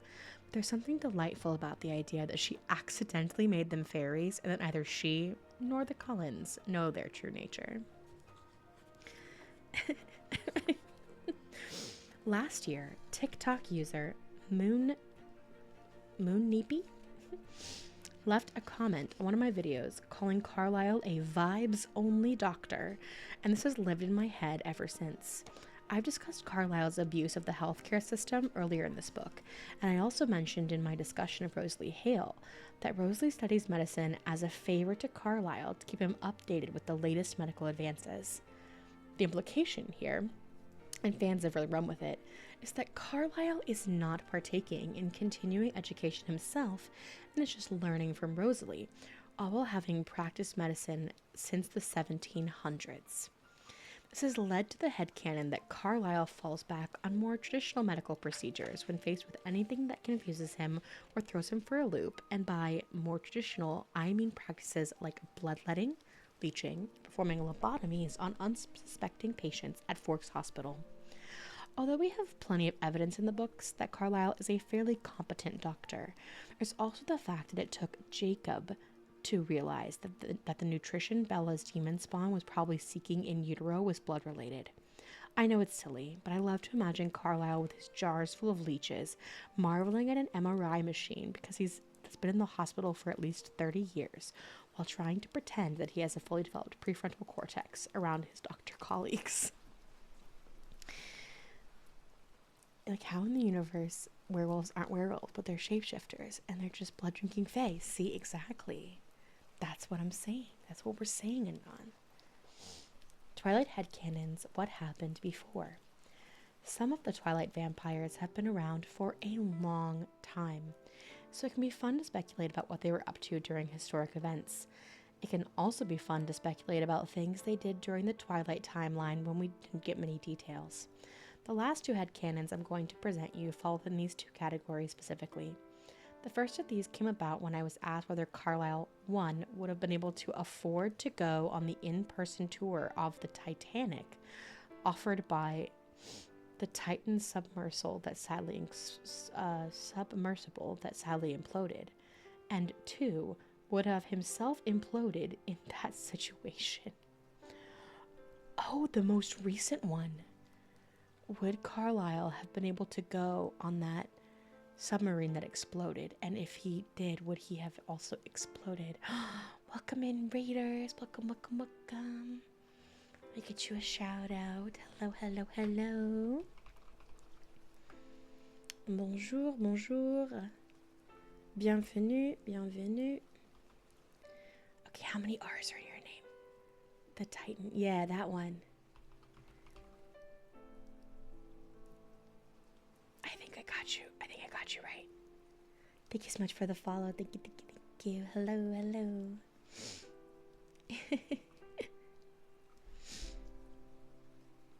Hello, welcome, welcome, welcome, welcome. Thank you so much for the raid. If you haven't met me before, my name is Baguette Baby. I'm a variety streamer. I speak French. I speak English. I do a lot of different things. Today I'm reading a book. And normally I play video games. But on Saturdays we've been reading this book, and today we're finishing the book. We were just discussing a headcanon that the Twilight fandom has, and whether or not Carlisle would have been able to be on the Titan, and whether he would have exploded if he was on the Titan, apparently. This is what the book is. This is what the book just started talking about. That's and I'm very curious to continue reading and see the answer. But before I do, how was your stream? What were you doing? I have a little thingy that will tell me. I'm gonna cheat. I'm gonna cheat and see what you were doing. What were you doing? Also ASMR. Okay, we have a real ASMR artist entered the chat. Chat, we gotta be extra good. Because I'm not a real ASMR artist. I just read this book. I read this book on Saturdays, and I use this category because it's the closest thing to what we got. We read a book, we play music, we hang out. But yeah, welcome. Thank you so much for the raid. I really appreciate it. If you guys did come with the raid and you need to raid and run, or get some water, get some food, do your post-stream things, go ahead and do that. Or you can hang out and hear about this book with us. We're in our final chapter. If you have any questions, feel free to ask in the chat. I have read all the Twilight books and I'm happy to answer. So if you don't know about Twilight, I am happy to respond. So ask away. Thank you, thank you. We can tell you about venom-based fluids. You're right. We know a lot. We know far too much about venom-based fluids. We know so much about them. We know too much. We know more than I would have ever wanted to know about venom-based fluids.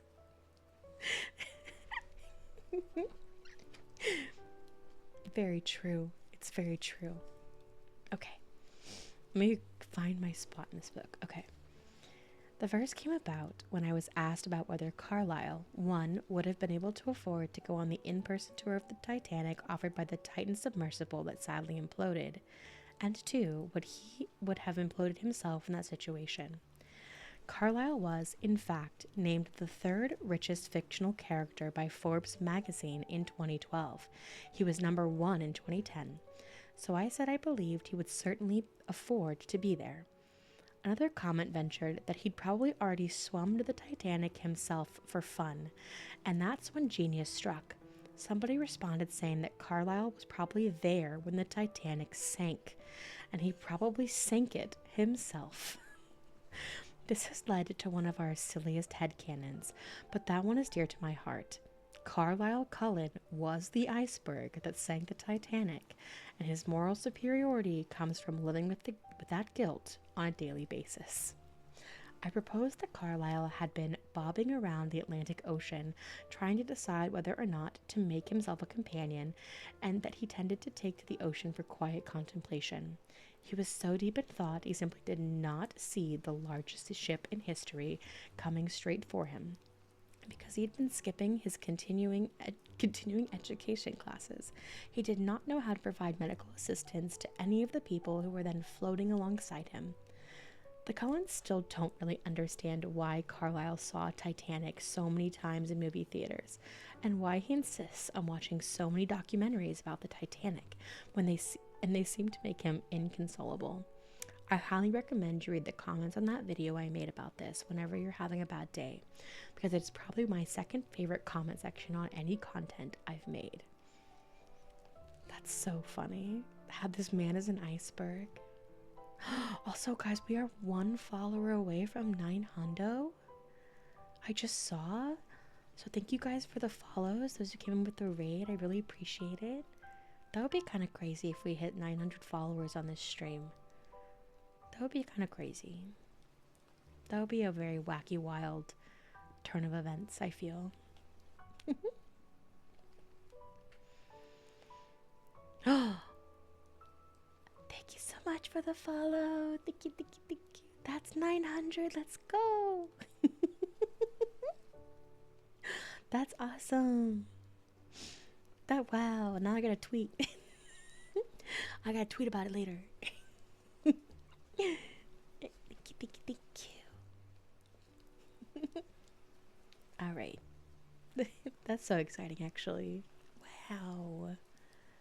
Crazy. Let's freaking go. Oh man, Paz is gonna give me crap. Every time I hit a new milestone, Paz is always like, see, you did it, you did the thing, and he's so supportive, and I hate it.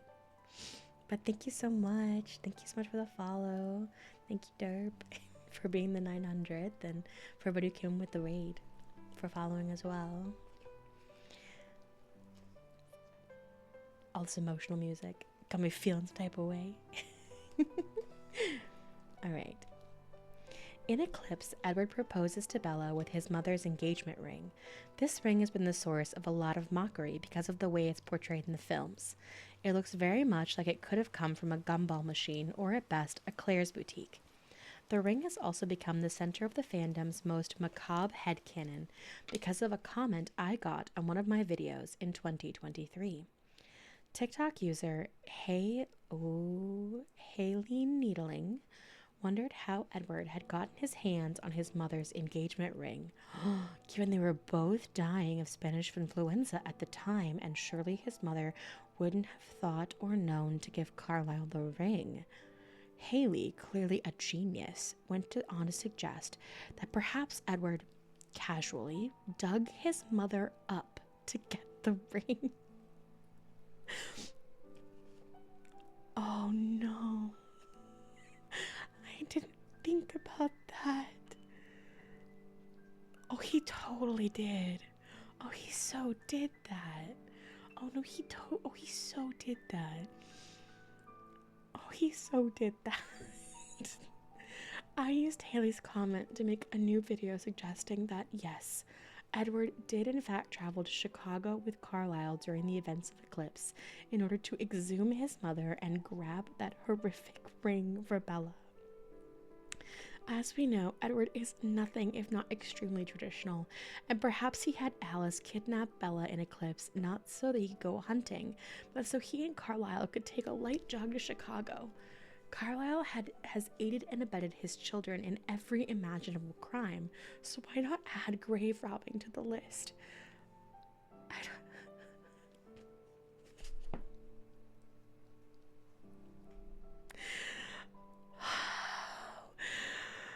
Oh my god. Oh, they so did that. Oh, that's real. That's real. They so did that. Oh no.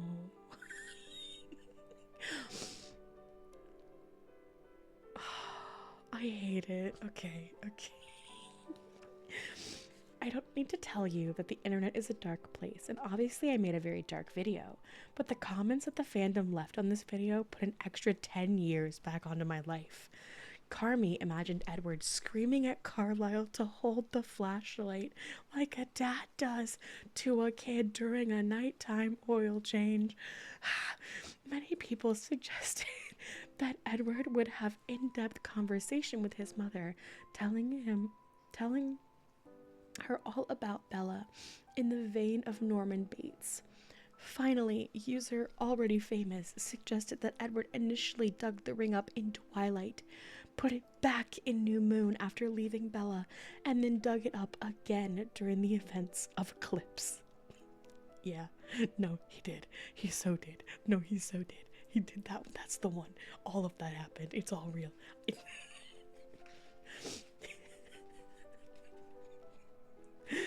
There are 540 comments on the video, all fleshing out this headcanon in ways my brain simply could never have anticipated, and this for me encapsulates both the genius that is the Twilight fandom and the monster that Stephanie Meyer created with these characters. This comment section remains to this day my favorite place on the internet, and whenever I have a bad day, it can't hurt to go reread comments about Edward digging up his mother's grave with his bare hands like a dog. Oh my god. He 100% had all of those things happened. It's all real. Every single one of those things. I can't. Oh. They better include that in the animated series, is all I'm gonna say. Oh, I just saw the words COVID on a page. I'm thrilled. Okay, here we go. I'm sorry. Okay. I'm keeping it together.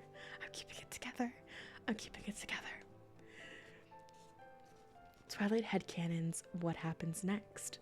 The world has changed quite a bit since Bella and Edward's story ended in 2006, or in 2012 if you want to think about when the last film premiered. At least he didn't eat her corpse. Oh yeah, no, that would be gross. And some of my favorite headcanons involve predicting what Twilight's characters are up to in the present day. Some of these are also quite dark, and that's partly because I think the world is a little darker than it was in 2006, and because the Twilight fandom has one of the most twisted, morbid senses of humor I've ever come across. Relying on this kind of dark humor is simply what happens when you are mocked mercilessly for what you love. My absolute favorite Twilight headcanon of all time involves working through how the Cullens, specifically Edward, would cope during the COVID-19 pandemic, and it's my favorite because I really feel that it is horrifyingly accurate. You're probably really bummed that I'm bringing up COVID in this book, and I don't blame you, but I promise there's a reason. Edward Cullen himself was turned into a vampire because he could not survive the Spanish influenza pandemic of 1918. When I first started to hear talk of a pandemic in early 2020, my mind would always immediately go to Edward Cullen and his fate, even though it had been years since I'd engaged with the series. When Midnight Sun was published smack in the middle of the pandemic, many people started to ask, how would Edward Cullen react to COVID? Once I started making content, I was asked about Edward and COVID all the time, and I resisted giving my answer for a long time because I didn't want to come across as trivializing something that was so devastating. I want to make it clear that I still don't want to do that, and I know the pandemic is not over. What I also know, though, more than I know anything else in my life, is that the COVID pandemic would take Edward's last measly shred of sanity. This is the magic of Stephanie Meyer. She fleshed these characters out so well that I have no doubt, none whatsoever, that if Bella were still human in 2020, I know she was turned into a vampire in 2006. I get it, but I prefer for her to be human in this headcanon, just so we can see what Edward's behavior. He would have taken her from Charlie's house and trapped her in the Cullen house. We see him bribe Alice into holding Bella hostage at his house in Eclipse just so she won't go hang out with Jacob. Could you imagine the lengths Edward would go to if the stakes were so much higher?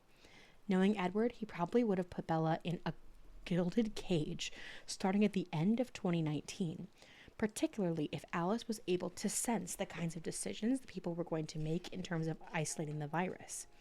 I also firmly believe that he would prevent the rest of the Cullens from leaving the house, even though they are the walking dead and cannot get sick.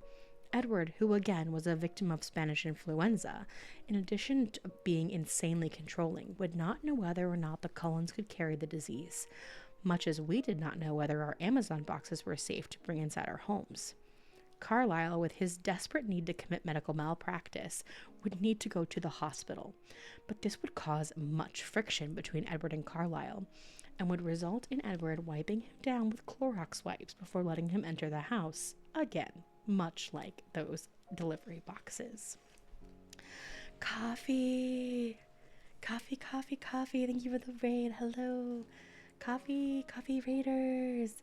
Kokobasi, nya? Did you bring us something tasty to drink? What kind of coffee? You brewed something for me? What kind? What kind of coffee did you brew for me? That's what I need to know. Is it a light roast? Is it a dark roast? Is it a flavored coffee? My special drink? You shouldn't have. Coffee raiders, welcome, welcome, welcome. The heroes smile. I hate that. I cry. But hello, raiders, welcome in, welcome in. My name is Baguette Baby. I'm a variety streamer. I speak French. I speak English. I do a lot of things. Today I'm reading a book, ASMR adjacent style. And yeah, coffee. How was your stream? What were you doing? I can cheat and I can check it out. For those of you in my stream, if you're not already following the Coffee Boss, you should definitely give him a follow. He is a gaming streamer. He does games, lots of games, but has one of the most soothing, fantastic voices of all time. So if you like deep, soothing voices, Coffee is definitely somebody you'll want to give a follow to. Oh, speaking of things that are not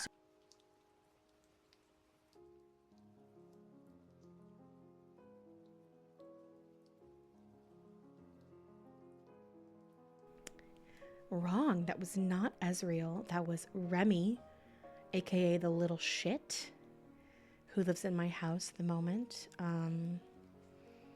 No, he's not bad. He just barks a lot. Yeah, shake your little collar. Secret third dog. It's my parents' dog.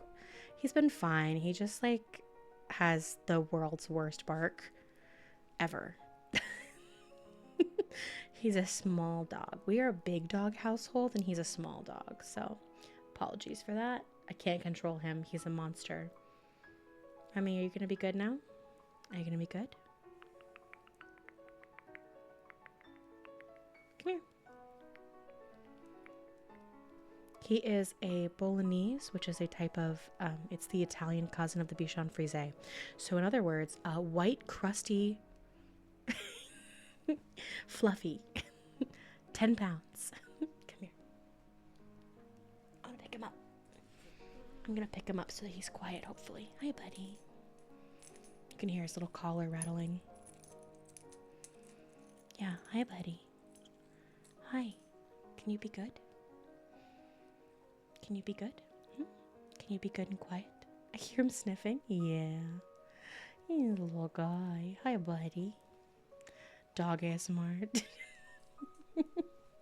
Yeah, I'm using my parents' dog. Like, like everybody knows a crusty little white dog, you know? Everybody loves a crusty little white dog. Everyone loves a crusty little white dog. I'm just telling you. He's an old man. He's very old. He's I want to say you're almost 10 years old, Remy. Yeah. You're an old man. He was my family dog when I was in college, but because I was in college, I wasn't around him too much. But we're watching him because my parents are in Alaska, living their RV park dreams. And he's an annoying, like I said, he has the world's worst bark. And when they would go to RV parks, he would bark and create havoc and annoy their neighbors. And they were really worried they would be in Alaska and get kicked out of RV parks on their once-in-a-lifetime Alaska trip. So we have been watching him since April, and we have him until September when they come back. He's not been too bad. Like, he really hasn't been, but he's very needy. Are you so needy? You say hi to the people. They can't see you, but they might hear your little collar. Yeah, they hear your little collar. Okay. Thank you for the kisses. Okay. I'm going to put you down now, and hopefully you're not going to bark at me. What do you think? Are you going to bark at me? Yeah? Okay. Set you down. There we go. Go take a nap. Oh, yeah. Shake it all out. Shake it all out. Shake it all out.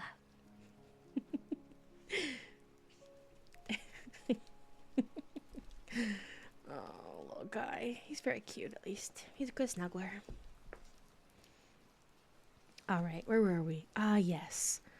COVID-19 and Edward Cullen. That's what we were talking about. Okay. Let me find it here. Coffee and Raiders, if you need to raid and run, totally understand. If you want to stick around, feel free. We are going to be finishing up our book here pretty soon, so that's exciting. And hopefully not having too much more barky little dog. I appreciate the raid. Thank you, thank you, thank you. Alrighty, where was I? Yes. Bella, meanwhile, would be extremely upset that Edward was not taking this opportunity to finally change her into a vampire, while Edward would continue to wail about not sacrificing her soul, ruining his family's lives in the process. Carlisle would also force the Cullens to remain enrolled in high school to continue their facade, by engaging in Zoom school, much to Emmett's dismay particularly. This next bit is controversial, but it's not my fault that Maya wrote these characters this way. When it comes time for the vaccine rollout, Edward would be devastated by the number of people choosing not to get vaccinated. 1, because he's a pandemic victim, and 2, because he cares about protecting Bella and, as we've seen, doesn't really care about other people's choices. This would then lead Edward and Carlisle to become vaccination vigilantes, forcibly vaccinating people in their sleep. I believe it. I believe that would happen. We've already discussed Carlisle sedating a woman in Midnight Sun to steal her car to get to Bella. So is forcible vaccination really that different? Because Edward can read minds, he'd be able to tell who was vaccinated in Forks and who wasn't, and he'd keep a copious spreadsheet to be sure to revisit his victims at the right time to administer the second shot and the boosters. Johnson & Johnson would have been easier, but I like to imagine that Alice bought Pfizer and Moderna stock early on. I want to be clear that I'm not endorsing this behavior. I'm just telling you with 100% certainty that this is how Edward would handle the COVID pandemic based on his canonical behavior. Thanks for asking. Another question I've got... Okay, hang on. But they wouldn't be able to get a vaccine, though. Like, and people would know that. They'd have to forge their own vaccine cards. Because they can't get a vaccine as vampires because the needles can't go in their arms and stuff. So they would be forging their own vaccine cards as well. Guaranteed. Just throwing that in there as well. Which I think Carlisle probably would have been able to do pretty easily, if I think about it, since he's at the hospital and they would have had copies of the actual ones. And it literally was just like a card that you just like write your name on. He probably could have written his own name and just signed it, you know? Oh, but no, he couldn't have. Because then that would have made him the doctor that signed it. And then later, if they moved to another location and they try to show those cards, people will be like, oh, who's this doctor that signed? Yeah, it would just be swirling. They just have this RNA swirling around in their venom-based fluid circulatory system forever. Anon pays attention. Anon is you have a doctorate. Okay, I'm officially blessing you, Anon, with a doctorate degree in science. You have a doctorate in science. I'm awarding it to you.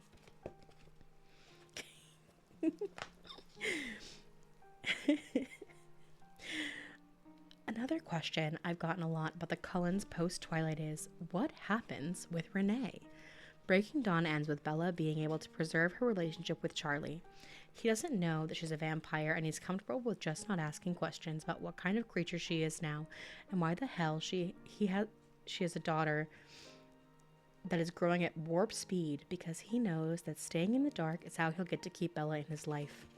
Charlie also mentions, when seeing Bella for the first time post-transformation, they probably shouldn't tell Renee about any of this, and Bella agrees. So does Renee just never find out about what happened to Bella? It seems plausible because Renee has proven herself to be the kind of mother who could entirely forget that Bella exists. I think she would come around eventually, though. Remember that she has a daughter, and be very curious as to what was happening with Edward and Bella in married life. Bella notes that Renee is actually incredibly perceptive and insightful when she decides to pay attention to Bella. I don't think she would be okay with not asking questions the way Charlie is. She might even be able to figure out Bella's secret on her own, the same way Bella did with Edward. Once she knows Bella is a vampire, Renee would absolutely insist on becoming a vampire herself. There is nobody on earth who would love eternal youth more than flighty, impulsive, irresponsible Renee. I think she would eventually be changed into a vampire, either by convincing Bella to do it, or seeking out someone else out to do it if Bella wouldn't, and I think her special power would be compulsion. We learn from Edward and Midnight Sun that Renee shouts her thoughts at others, that people respond to this without even knowing it. This would be amplified in her vampire life so that she would be able to compel people to do her bidding, but she would largely use this power to make Bella do her chores and laundry because she wouldn't be able to do them to take care of herself. I also believe Renee would have zero self-control, much like immortal children whose existence was banned by the Volturi. The Cullens would try to teach her to control her thirst and retain her humanity, but I do think she'd be murdering people left and right because she's thirsty. This would catch the attention of the Volturi and Aro, who instead of killing her immediately, would recruit her because of her incredible gift. He would eventually become so annoyed by her, however, that he would have her executed on the grounds she has the mind of an immortal child. My greatest wish is for Stephanie Meyer to realize how true this is and write a follow-up to The Short Second Life of Bree Tanner called The Short Second Life of Renee Dwyer, where we get to see Vampire Renee's short reign of terror. What do you think your special vampire power would be? Ooh, that's a good question, Anon.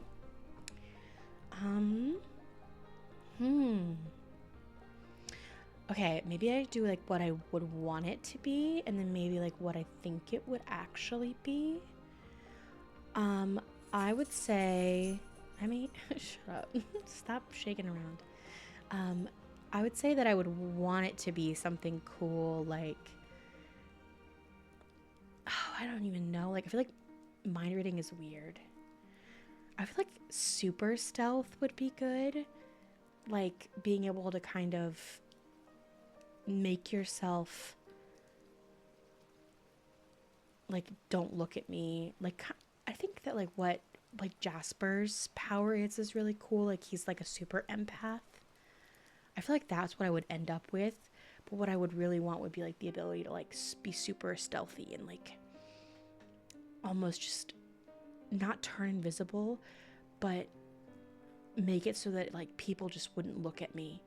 Like, I would be in the corner of their eye, but they just wouldn't want to look there for whatever reason. They just, like, wouldn't want to look where I am. So I could get all the tea. because they wouldn't notice that I was there.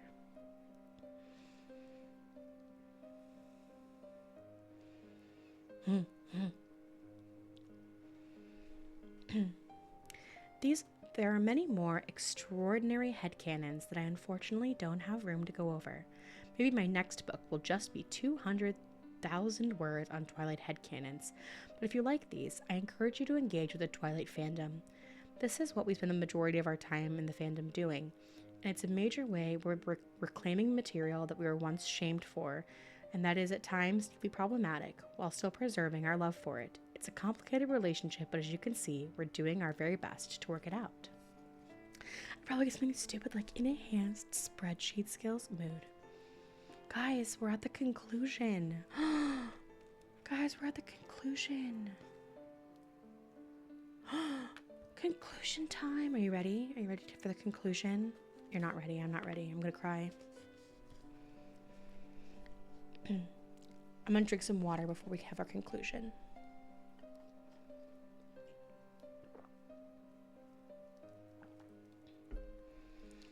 I didn't know this at the time, but I know now that when I started writing this book, I may have become a little too cynical about Twilight.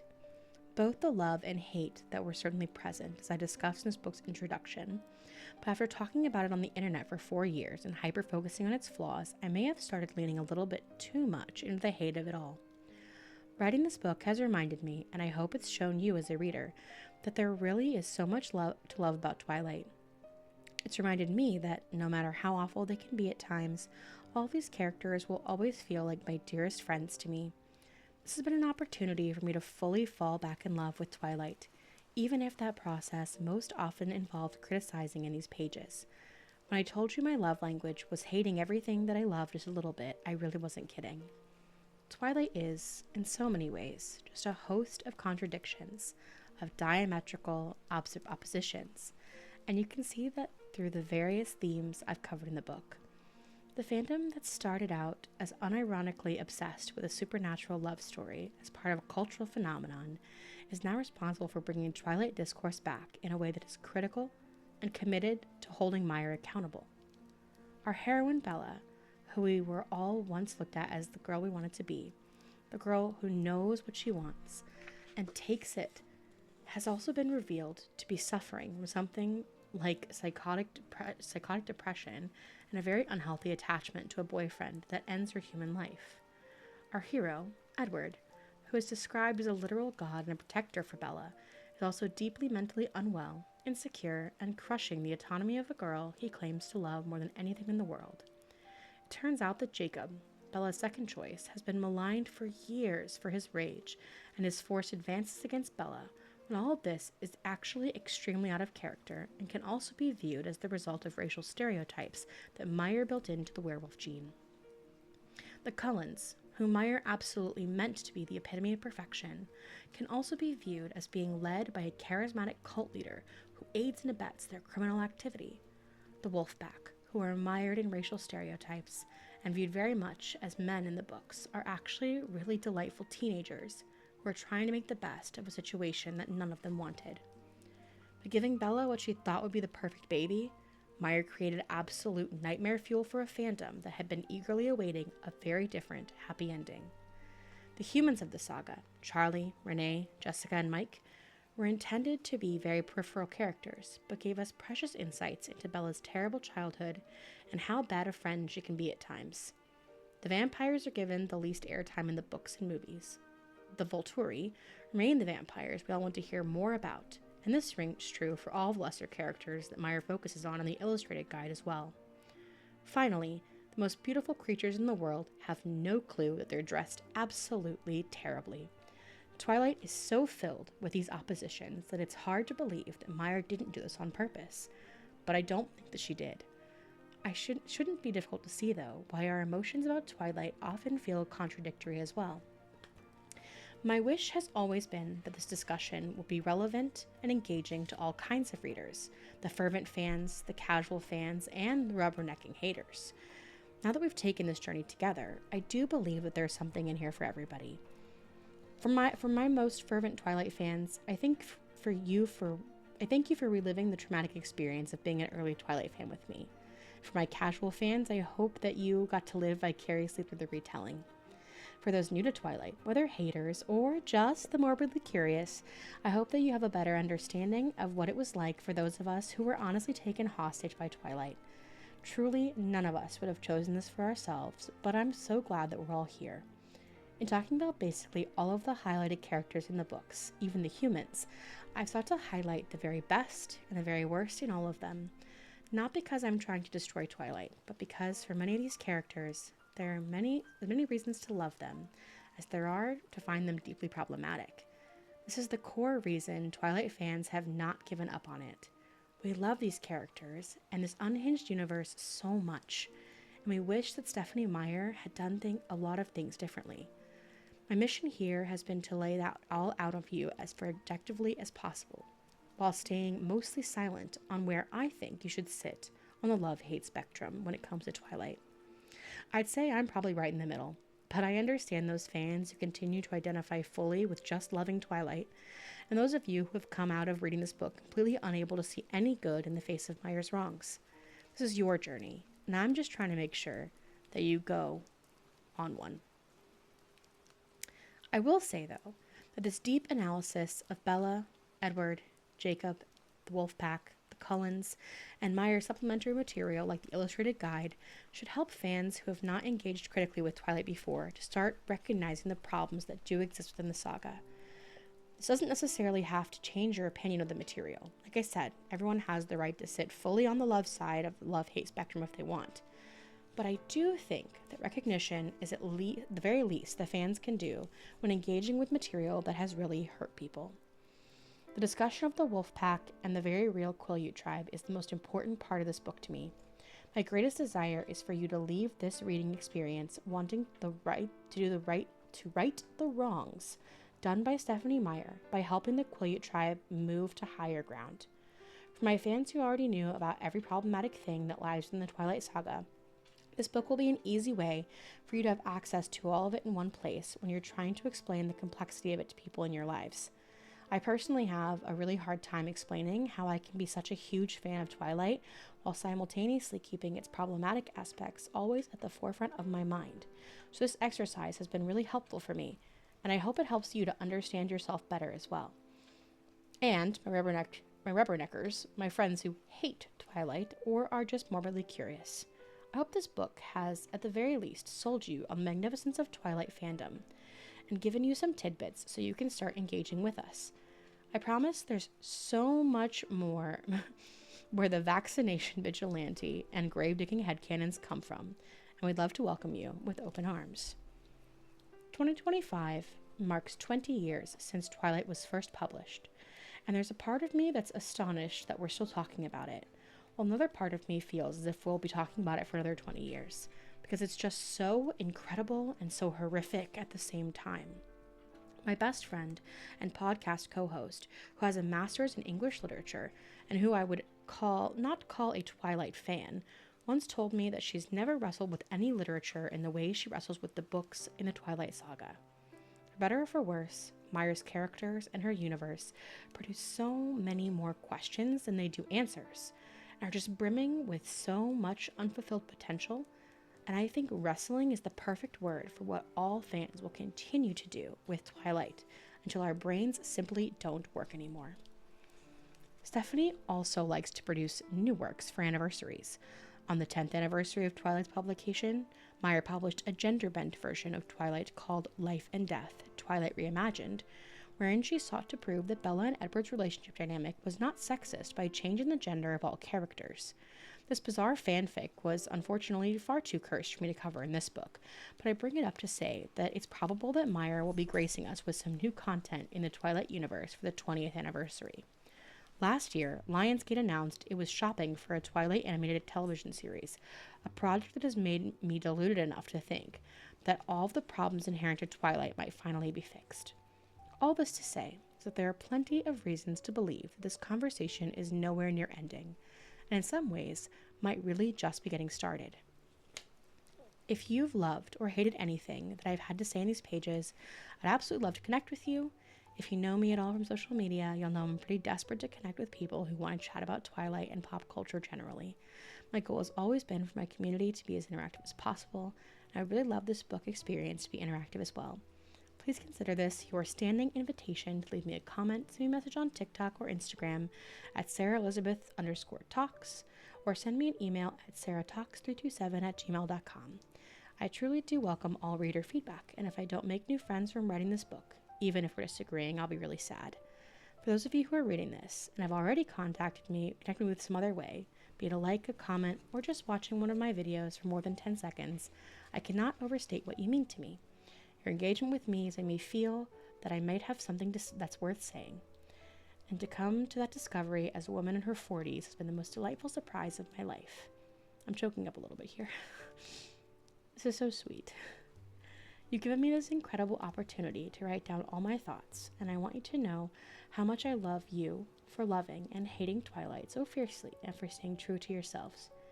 Thank you for teaching me so much every day, and thank you from the bottom of my heart for reading my book. We did it.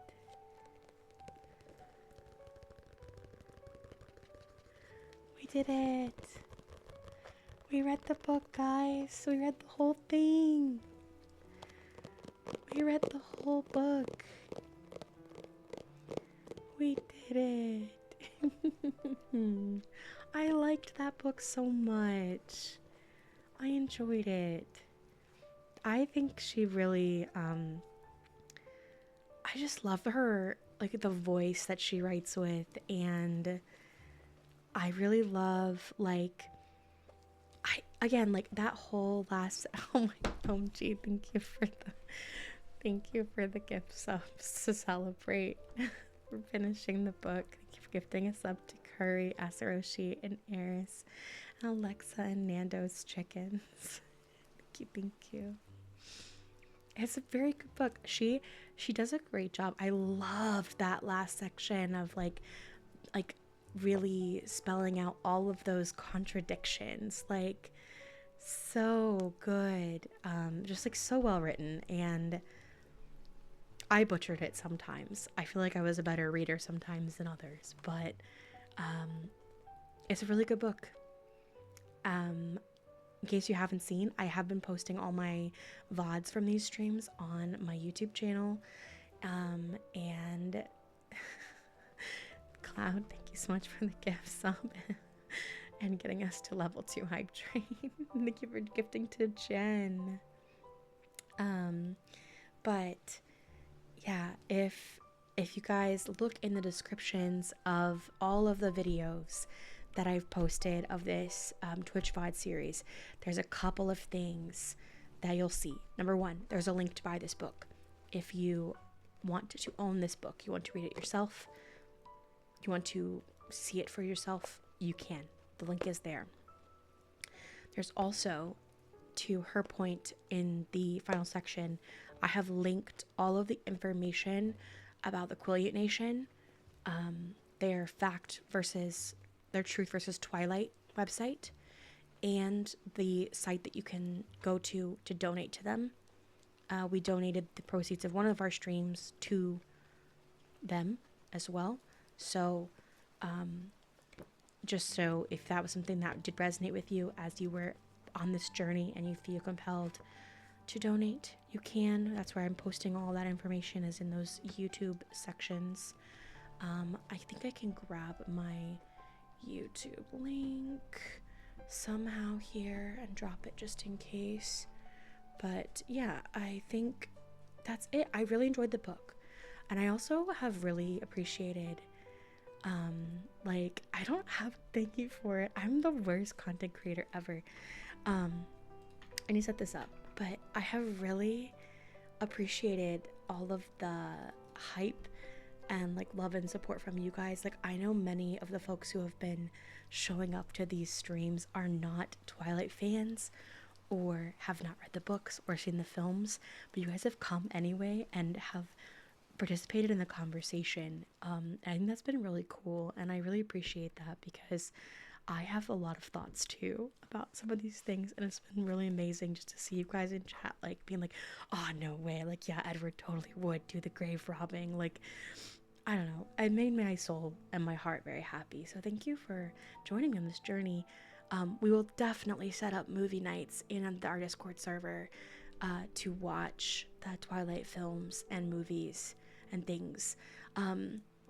This book is done though, so I need to find something new for Saturdays. I will be thinking about what I want to do. One of the options is to go through the illustrated guide. I do have a digital version of it. I want to scroll through it first just to see if it's worth going through on stream before I do that. I could also read a different book. I could start a different book. Or we could just go back to playing games on Saturdays. And I haven't decided what I want to do yet. So I will let you all know. For everything else, my other laundry list of business, I'll be live again on Tuesday with OMG and Pass playing Dead Island. And then I'll be live again on Wednesday for a Wildcard Wednesday playing whatever the hell I feel like. And I will have to figure out something for next Saturday. Maybe we will start an illustrated guide go through just because why the hell not? But yeah, let me find somebody for us to raid out to.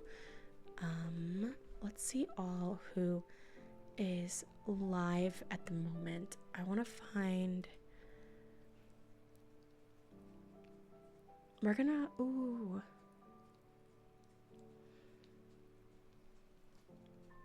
I really enjoyed the stream. Definitely have to watch the VODs earlier. Yeah, check them out. They're on YouTube. I'm glad you enjoyed it.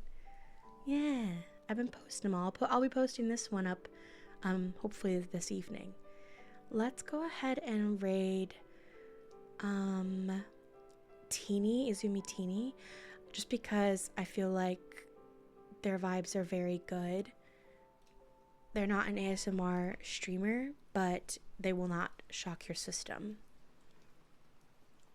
So I'm gonna go ahead and get a raid started to Teeny, and then we're going to raid out. And I will see you all next time. I appreciate everybody for hanging out. I've met so many wonderful people through this series as well. So if you came in with a raid or you're new to our community, welcome, welcome. It's great to have you here. I have a little thing that I say at the end, which is that we've got raid messages. And the first one is for those who are not subscribed. If they work, my buttons work, which they're not working at the moment. Second one is for those who are subscribed. You'll know you're subscribed when you say Edward totally would do grave digging or grave robbing, excuse me, in the chat. Thank you for the successful hype train, guys. I really appreciate that as well.